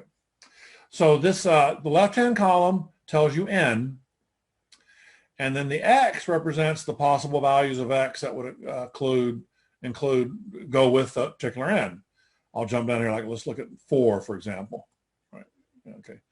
If n is 4, the number of possible successes you can have is 0. You can have no successes. I haven't talked about that yet. You know, like I said, we haven't encountered that, but you can have no, you could say, in other words, what's the probability that if you roll a die 20 times that you get 0 5s? That's a legitimate question. And it won't be, answer won't be 0 either. So it can be 0 and then up to whatever n is. It can't be, you can't get 5 successes in 4 trials, obviously, but you can get 4 successes in 4 trials. And this is the discrete distribution, so it's only going to take on those values 0, 1, 2, 3, 4. It can't take on values between those.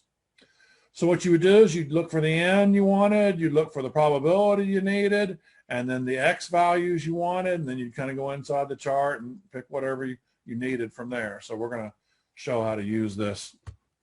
We're going to be using this for whenever you have to add up several probabilities. That's going to make it, okay, kind of get used to some of these symbols. We're going to see these symbols come up again later, but wording, I'm not sure how important it is now, but it certainly is later. But is and of basically means equal. Is not differs, is not equal. At least, probably would be more likely used than not less than, but at least means greater than or equal to. Fewer than is kind of rare, most likely less than. Less than means less than. Either one of these could be used. No more than or at most. That's the same thing as less than or equal to.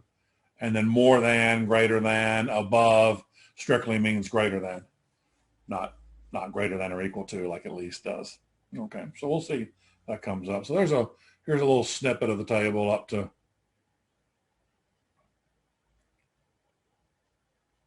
Now I'll show you some values on this table. With numbers getting certain areas here, like for example, like right around in here, wherever, anytime you see a point like 0, 0, 0, 0, you know, you can treat that as 0 when you're using it in a problem. But I just want to mention that 4 zeros, that doesn't mean it's absolute 0 probability. What it means is that your first number that's, you know, not a 0 wouldn't show up until at least the 5th decimal place. So it just, that's all that means. It doesn't mean absolute 0, or I just would have put a 0 there, but it just means a very, very small probability that we can just probably treat as 0 for computational purposes. Okay. Now let's take a look at this one saying, all right. So now we're doing the question, 20 questions, P equals 1/4. So it's the 4 choice, multiple choice thing. Find the probability of guessing no more correctly using the binomial tables. Now, once we start getting into these inequality symbols, that means we have to add probabilities. Everything we've been doing now has been like just x equals a specific value. You know, find exactly how many successes we're going to get. Now we're talking about adding up several of them. This is where the table comes in handy, and I always do this on a test where when you have to add probabilities, I make sure it fits the table, so you don't have to do the calculation over and over several times. But I always have a problem on a test where you don't have to add, but then you can't get it off the table either. You have to use the binom PDF. Okay, no more than 4. So this is important that we identify what x values correspond to no more than 4. No more than 4 means less than or equal to 4. It's going to be 0, 1, 2, 3, and 4. So theoretically, you could do this problem by doing the 5 binomial PDFs for 0, 1, 2. You would just change the x every time. The n would stay the same and the p would stay the same. Those 5, and you can add them up. It wouldn't be that bad, but yeah, you could do it and add those 5 up. But let's show how this works on the table. Because on my table, I do have n equals 20, and I do have 1/4, because 1/4 is the same thing as 0.25, exactly 0.25. Now I'm just showing the formula. If you're using the formula and doing that 4 more times, it would get kind of messy. But anyway, let's look at how so I just took the little section off the table. So you look for your n, which is 20. And no matter where you find it, I'd probably look for the n first, and then there's the p, 0.25, and then decide what x's you want. We want 0, 1, 2, 3, 4. So I just put a block around all 4 of those, and then we add those up. And we're looking at 0.4148. So you've got, yeah, obviously the chances of guessing and doing really well this way on a test is not very likely, but it is highly likely you'll do poorly. In other words, this means, so let's see, 4 questions out of 20. What's that, a 25%? Yeah. No, 20%. 4 out of 20 is 1/5, 20%. So if you're going to purely guess on this test, you've actually got a 41% chance, 41.5% chance you're going to make a grade of 20 or less by purely guessing. So that's, that's what's more likely to have happen. Now here, this is where you got to be careful, and you can ignore this completely. And if you're not sure how to use this, it's better to not use it. But the binom CDF would also work here, because it's for less than or equal. So if I put in 20.254, that will add up 4, 3, 2, 1, and 0. And you see the answer for that, 4148, like I have right here. Well, look at the binom PDF. If I put 4 in there, look what number that gives me. 0.18968. Look at this bottom number right here in this chart and the page above it, 1897. So what the binom PDF did was it calculated that one number right there in the chart. It calculated that one value. The CDF calculated that value, every one below it, and then added them up. That's the difference. But the chart, I think I just use the chart just to make sure you don't mess something up, misunderstand the binom CDF, because you really don't have to use it for anything. But I just wanted to point it out because it is there, and it's right there next to the PDF, because it's always less than or equal to for the CDF.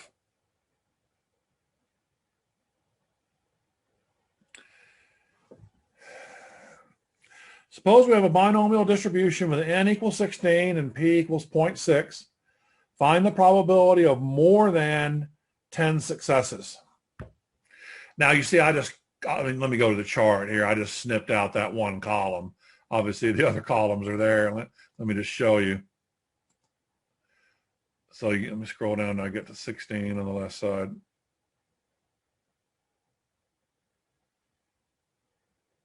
And it looks like, you see that the P's are at the top of each page. They're not above it, but if you're looking at it, you can do whatever you want on the test. If you want to print those out and have them, that's fine. Or if you just want to keep the file open and look at it, whatever you want to do. But see that, so each page contains the P's right there at the top of the page. Well, there's the 0.6. Here's the 0.6, and here's the 16. So all I did for the notes was just copy this first column right there, and then down from there. So I just didn't show all the other ones, but they are there, obviously. All right, back to where we were. Okay.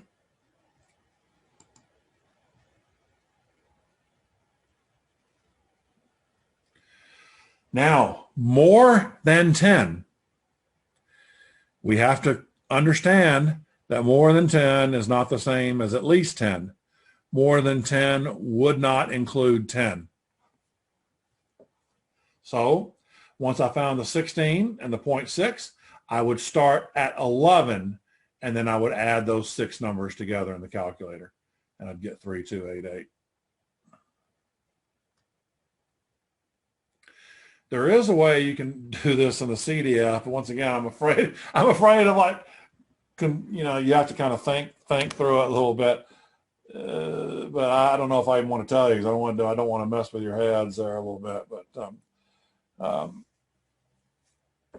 But maybe I should tell you since I already said it. But if you see that 11 or more is one way here, and then 10 or less is the other. So if you did the CDF at 10, not 11, but 10, it would add up those bottom 10, but you'd have to go 1 minus that number then to make it match this. So I guess I already ought to show you since I opened my mouth up here. I'll put the 1 minus first because it's going to be 1 minus. But you know, if that confuses you, then that's terrific. Don't worry about it. I mean, no, it's terrific in the sense that you can go la la la la. I don't want to know. 16.6 and 10.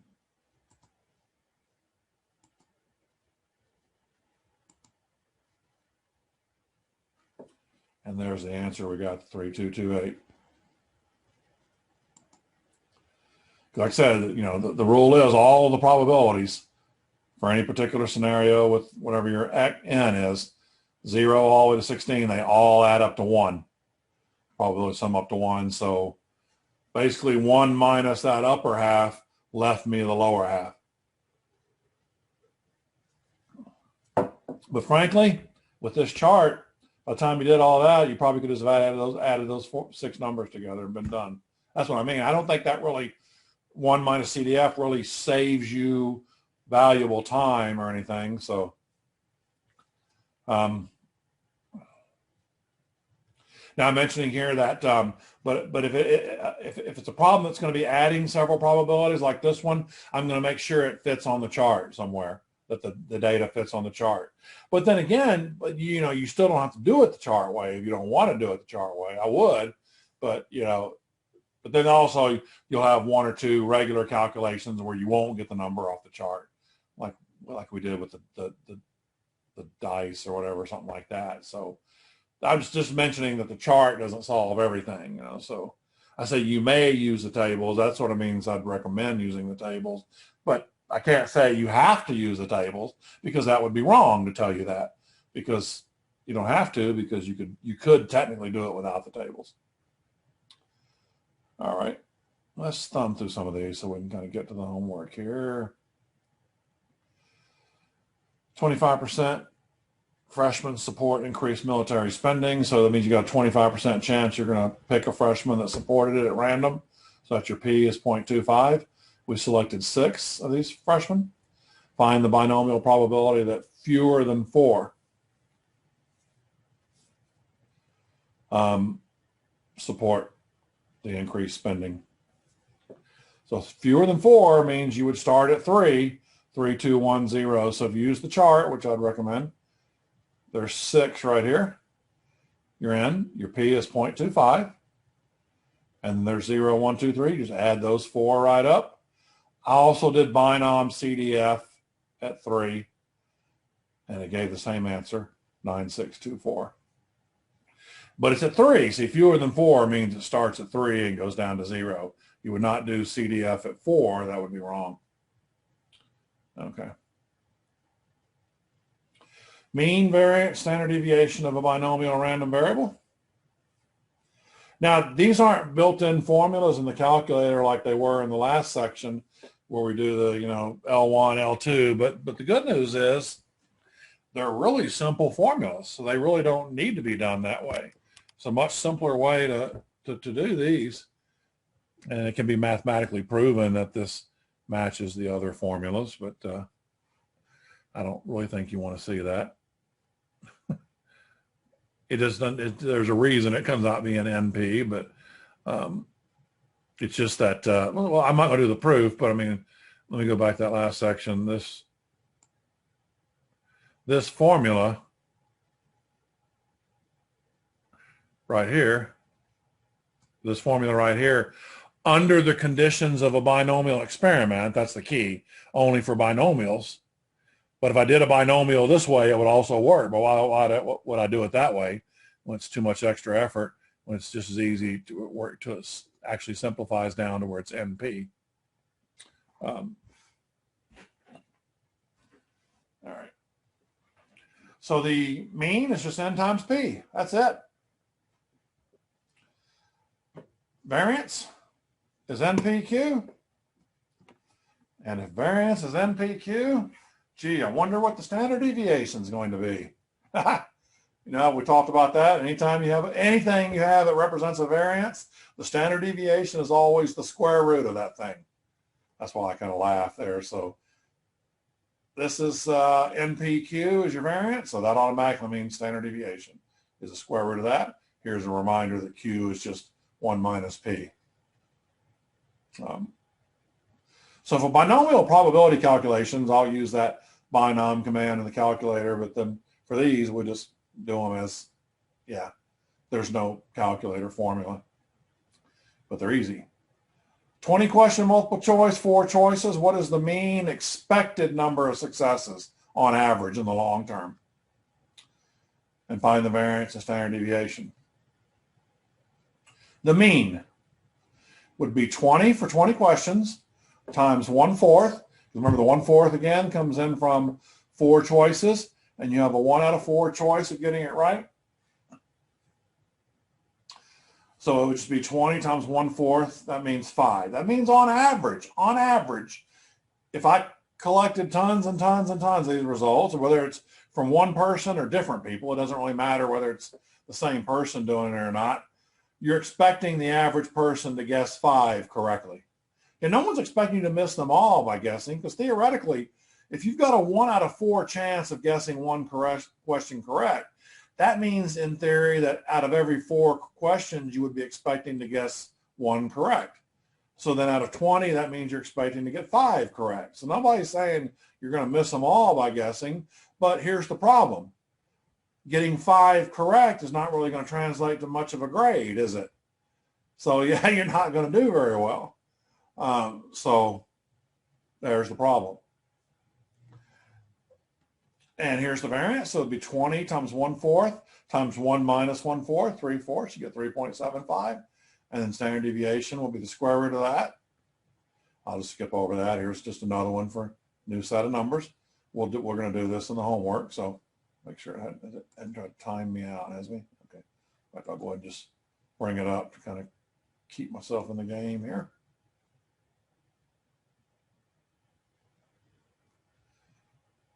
Okay, shouldn't time out before I get back to that. All right, well, okay, let's look at this one. Roll a single die 30 times. 1 dot's going to be our success. Find the mean, variance, and standard deviation.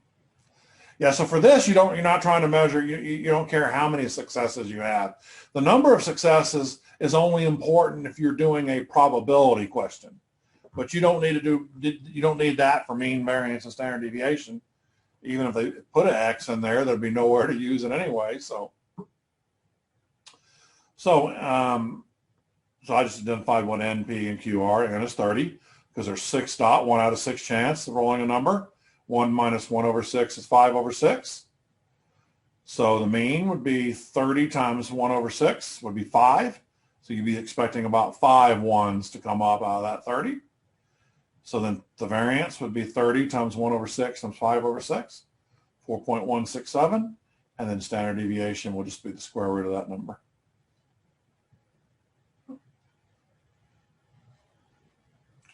Okay, this one's kind of interesting. I like this one.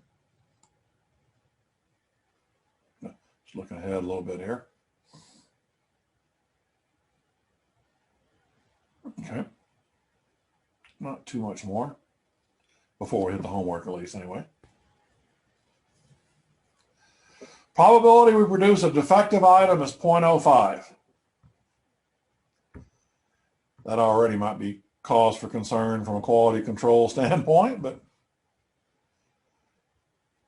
that's not our concern. Yeah.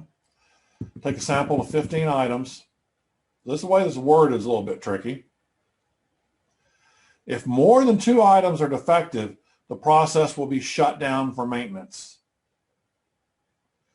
So if somebody comes in from corporate and they take 15, more than 2 are defective, we're shutting it down to see if we can figure out where the problems are.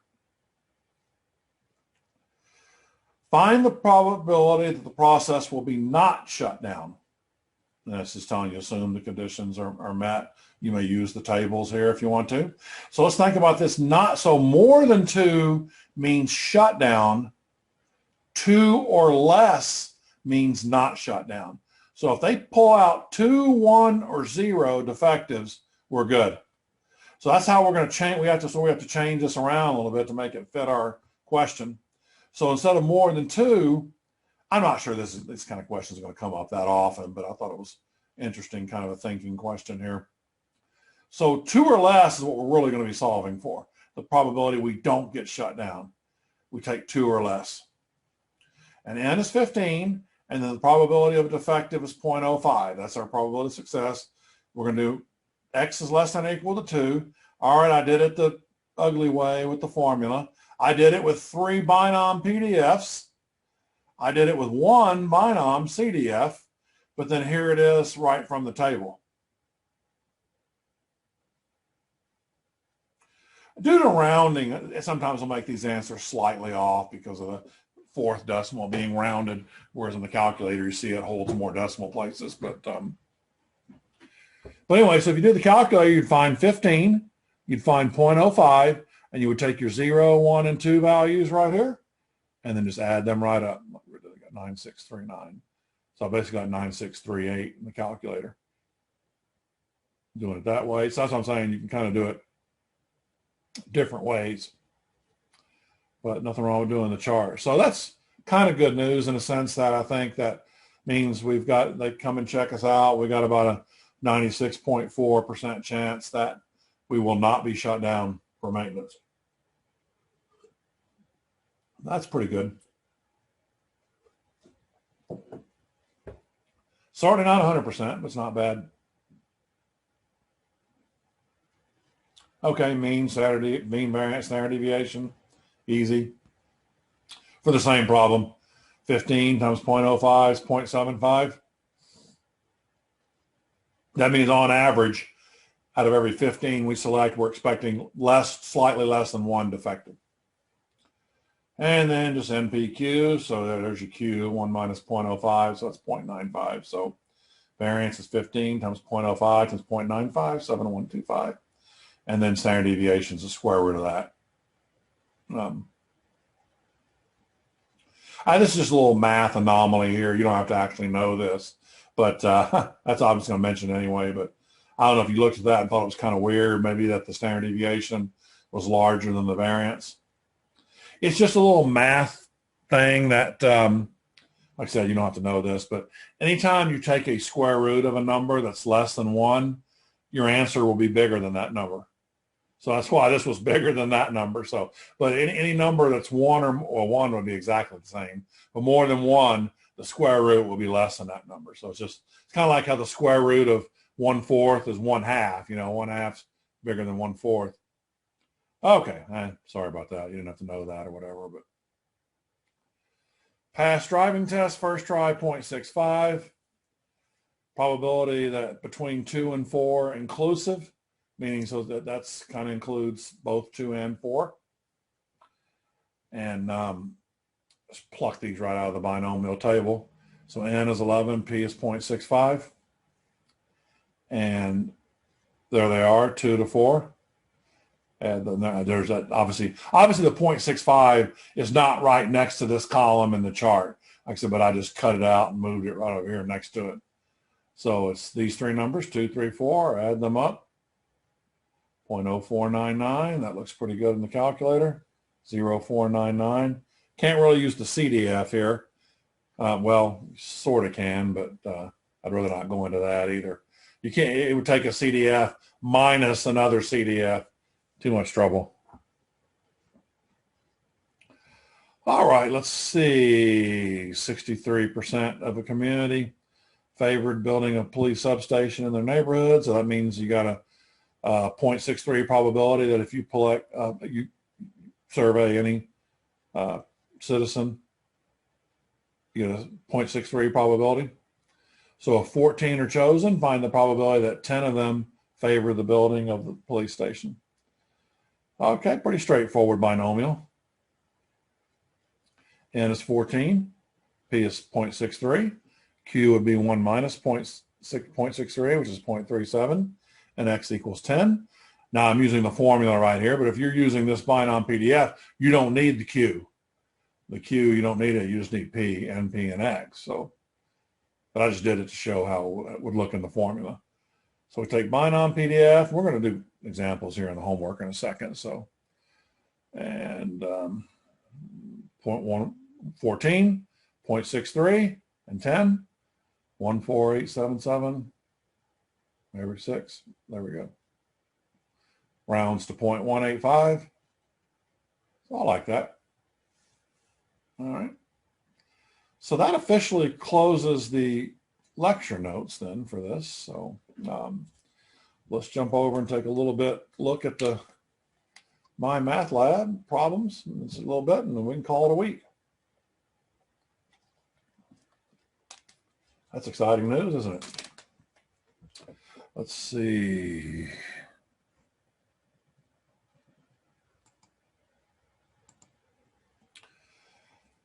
Right. Like I say, I may skip some of these basic ones. They're pretty straightforward, but yeah, here's what I was talking about. See how this book is using pi instead of p? That's why hopefully that won't confuse you. It shouldn't confuse you. I guess I'll do one of these, but I think you shouldn't have too much trouble with these. I like the ones that are kind of the more wordier questions, a little interesting, because that's, maybe the ones that might be more challenging for you. I mean, you can ask me anything you want, obviously, but some, I mean, don't be something. I very seldom get asked the ones like this at the beginning, but don't feel bad if you ever do, But yeah, usually these are it's the later ones that kind of might have the weird wording. 3.18. X was 0.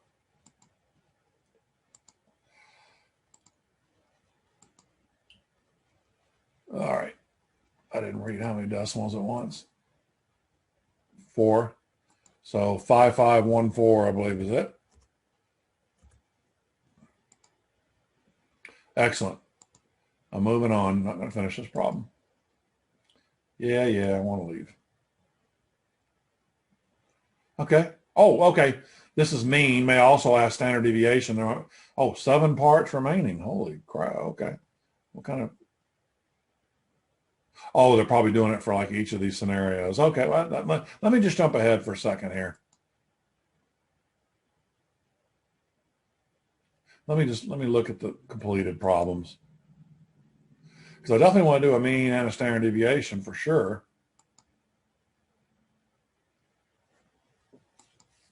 Yeah, those are interesting. I remember doing some more of those like last semester. Yeah. We'll definitely take a look at those. Oh, the last one here has a mean and standard deviation. Good. That's good. I might just skip this one then.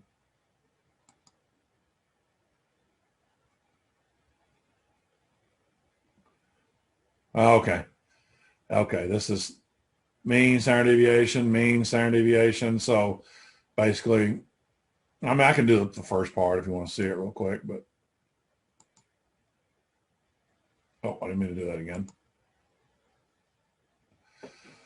So the pi is p, so the mean is just n times p or n times pi in this case. So 5.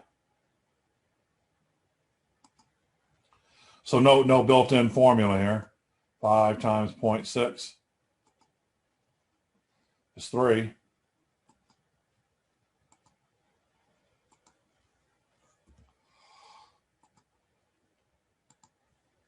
Standard deviation.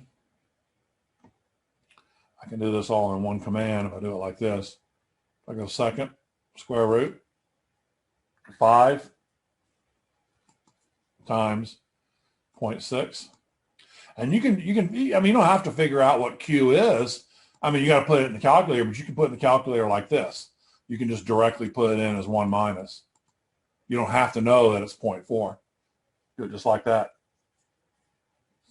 That should do it. 10954. Going once 3. 1095.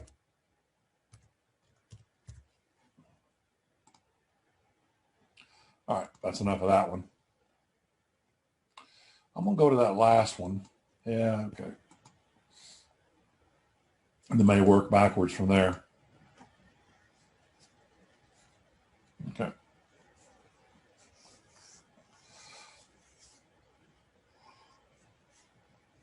All right, what do we got here? Let's see. Probability of orders, you got a 0.07 probability it's going to be fraudulent. 23 orders are placed. And they're saying assume it's binomial. 23 orders, so mean and standard deviation. So the mean is just going to be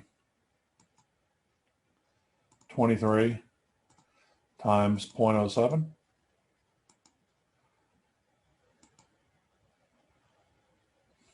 $1.61. Says 4 decimal places. Since it came out exactly 1.61, it would probably like that just fine as that answer. But I'll go ahead and just make it happy and put all the zeros in there.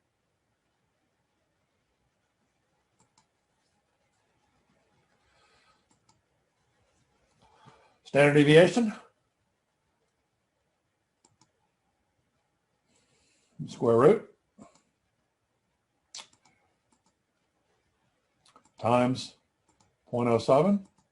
Like I said, you don't have to even figure out this number, the Q, directly. Just write it in there as the way Q is calculated, like this.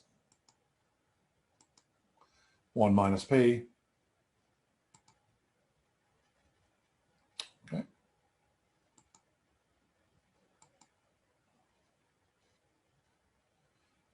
$1.224.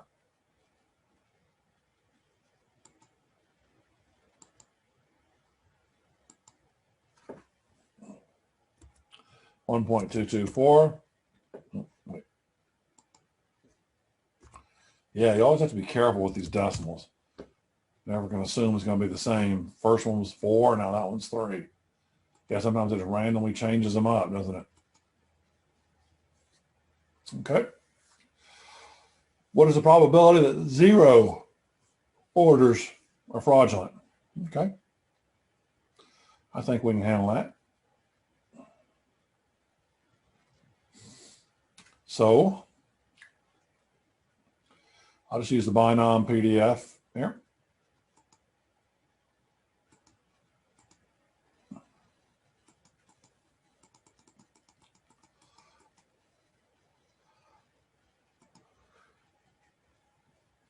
$23 trials, 0.07. X was 0.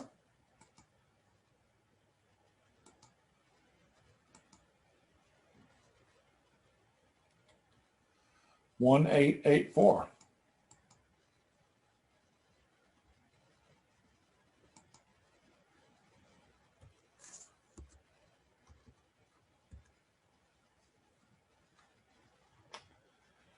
Let's see how we did.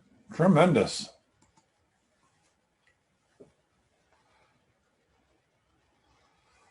Probability that 1 order will be fraudulent. So it should have all the same commands in there. We just have to change that 0 to 1.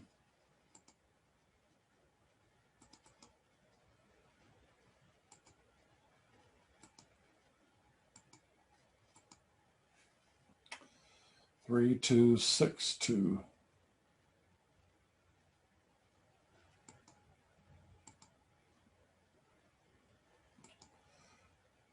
Okay. 3, 2, 6, 2.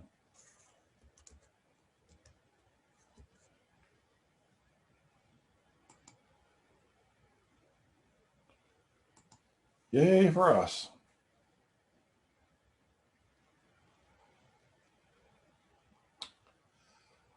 Probability 2 or more. Okay, this one, yeah, this one, we're going to have, well, I say have to do it. I'm going to have to explain the better way to do this one, because it would be pretty rude if you took it directly at face value. We got to shortcut this, and I know how. The direct process, which would be a long process, to do 2 or more would be to do the probability of 2. Now, they've actually already helped us in this problem. We don't realize it. I mean, I'm about to tell you how they've already helped us.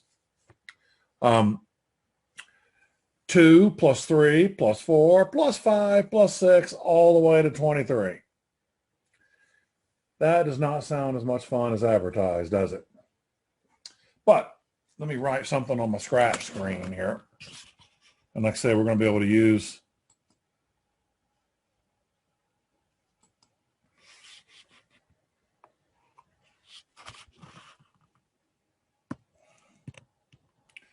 okay, I'm just going to start with, because they all, in theory, they always start with 0. And okay, that's going to be plus 2. Now watch me fast forward this.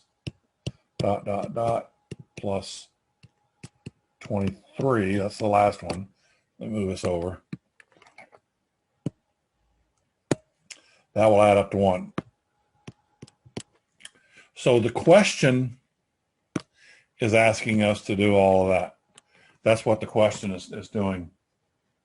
But let's look at this just kind of from sort of a basic algebra idea. You know, if you were solving that entire mess there. Seemed like to me that we could take these 2 items and move them over to the other side. So let me snip this out. If it let me grab just that. That's okay. I'll erase part of it. Actually, I'll use the snipping tool. So I can just get that without having to.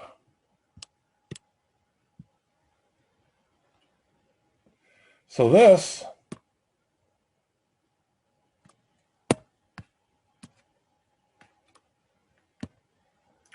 would equal 1 minus, oh, forgot to bring the other one, excuse me. Both of them come over there. So this would equal 1 minus x equals 0 and x equals 1. All right, that's how we're going to do this problem. So say something if you're not, are you okay kind of with what happened from the algebra standpoint there? So they moved over and kind of become minus when they move over to the other side. Now here's how that helps us. Well, obviously it helps us even when we had to do those calculations, but guess what? We had already, and then this problem was set up to be done this way. We did 0 and 1 in part B and part C. So all we have to do is take 1 minus those 2 numbers. 1 minus each of the, 1 minus, you can add them together first, or you can do it like I have it and go 1 minus minus. So that will make it easy now, if you make note of that, to do this problem. But I think it's important to understand why. I could have just said directly, oh, just take 1 minus those other 2, but that wouldn't have, whatever, but at least you got an explanation of why this works the way it does. So I'm just going to go 1 minus, no matter what order, they're both up minus. I think it's point, is it 1? Oh, I'm looking right at them. 1884 minus 0.3262. So obviously they set that problem up that way on purpose. So I'm sure they would do the same thing on whatever batch. You used to have different numbers, obviously. So I'm going to go with 4854.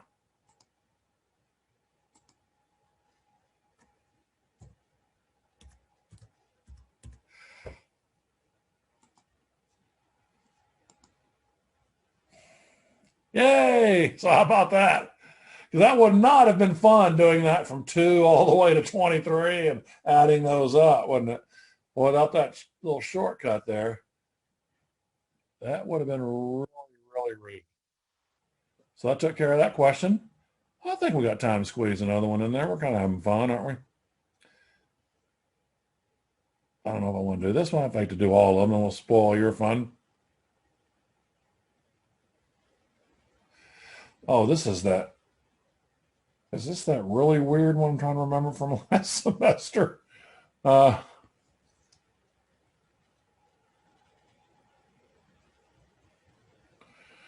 I got a feeling this one's probably she gets. Yeah, this might. Yeah, I better focus on this one. Because this one is kind of weird. I wouldn't ask this nonsense on a test, but I'm trying to figure out, let's see, the box knowledge ball for each question. Oh, I'm overthinking this. Good grief. Okay, I'm overthinking this. It's not that bad.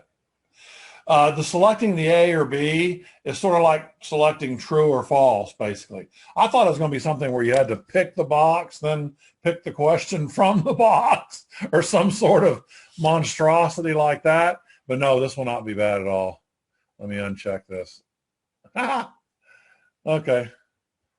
But it'll save you the time. So really it's A or B, and you've got, that's going to be the answer there. So you got your little probability of success, 1/2. It's like picking a true or a false. So now we know P is 1/2, which means Q will be 1/2. So actually this question is going to turn out to be quite easy. I probably had this same last semester, same thing. Yeah, we first used this new book last semester. And they're just letting you know that the ball goes back into the box, so they're both there every time, because that needs to be the case. So there's 8 questions, so that number may change when you do it. Get 8 questions correct. So that means there's 8 total, 8 successes. So it's going to be, nope, it's not going to be that.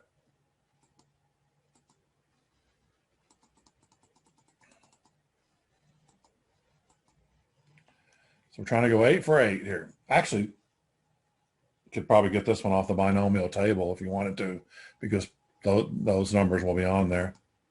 I'll show you here in a second, and then you can decide. I might just keep doing it this way. I don't know. Whatever makes you happy. But let me just show you that, because this one actually probably will be on there.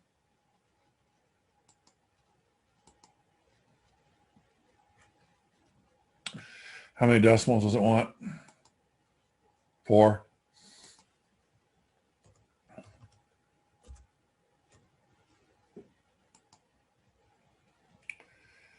Um, 8. Choose 8, and the P is 0.5. Now, because where's the 8? Oh, good, right there at the top where I can see it easier. Sometimes when I have to use the bottom one, I have to scroll back up to get the P's. So here's the 8 on the left. Here's the P of 0.5. And then there's your X right there, which is 8. And there it is right there, 0039.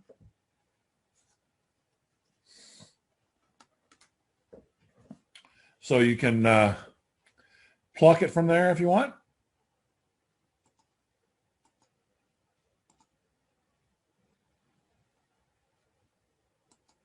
Yeah, now it's really tempting to use the tables. At least 7 means all we have to do is add 7 plus 8. Now it's really tempting, isn't it? I think I will use the table here.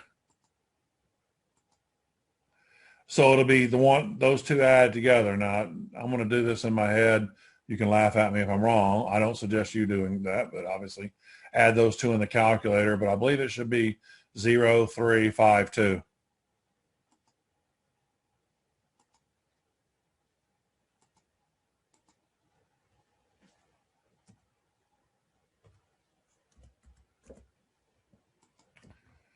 Yay.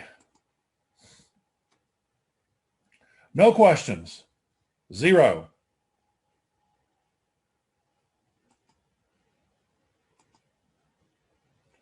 You're right there. Yeah, that's because the probability is 1/2 on this. These numbers, you can see they're symmetrical. So actually getting 8 out of 8 is the same probability of missing 8 out of 8 because you got a 1 in 2 chance. That only works. So look at the next column or next, yeah. So you see they're not the same right here, are they? 0, 1, 7, 0, 8, 4. So that's just because the probability was 0.5, which again, you don't have to know that, but you might have wondered if you thought it was weird or something, but there's a reason. Fantastic. No more than 2. Okay, we got to read the wording. No more than 2. I think no more than 2 means 2, 1, 0. No more than 2 means 2 or less. If you think that's wrong, please feel free to chime in there. So I think it's going to be this number right here plus the 2 above it. Ooh, if I try this one in my head, I'm going to try it in my head. Those 3 together. All right, let's see. 3, 5, 2, 1, 4, 4, 6. Hopefully that's it.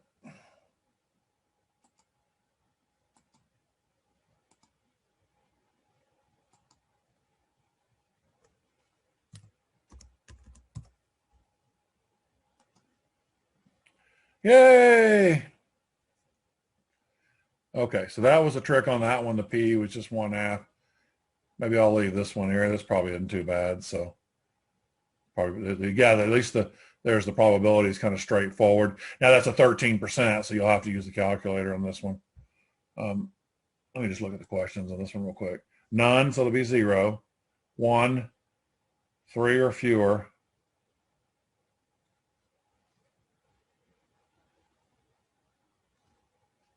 And that should add up to exactly 1 here, but that's okay. It's probably close enough where it doesn't matter. But let me just say this verbally for this problem, that 3 or fewer is the opposite of 4 or more. So when you do this part D right here, that answer is going to be 1 minus whatever the answer is above it. Slightly off here, but there's probably a margin of error in there to where it's, because sometimes the rounding and all that kind of stuff can make that last decimal slightly different, you know, whatever. But yeah, so this one will be just, you don't have to do 4 more, adding them all up. You can just do 1 minus the answer before it. Well, I don't know. That's a good place to quit right now. As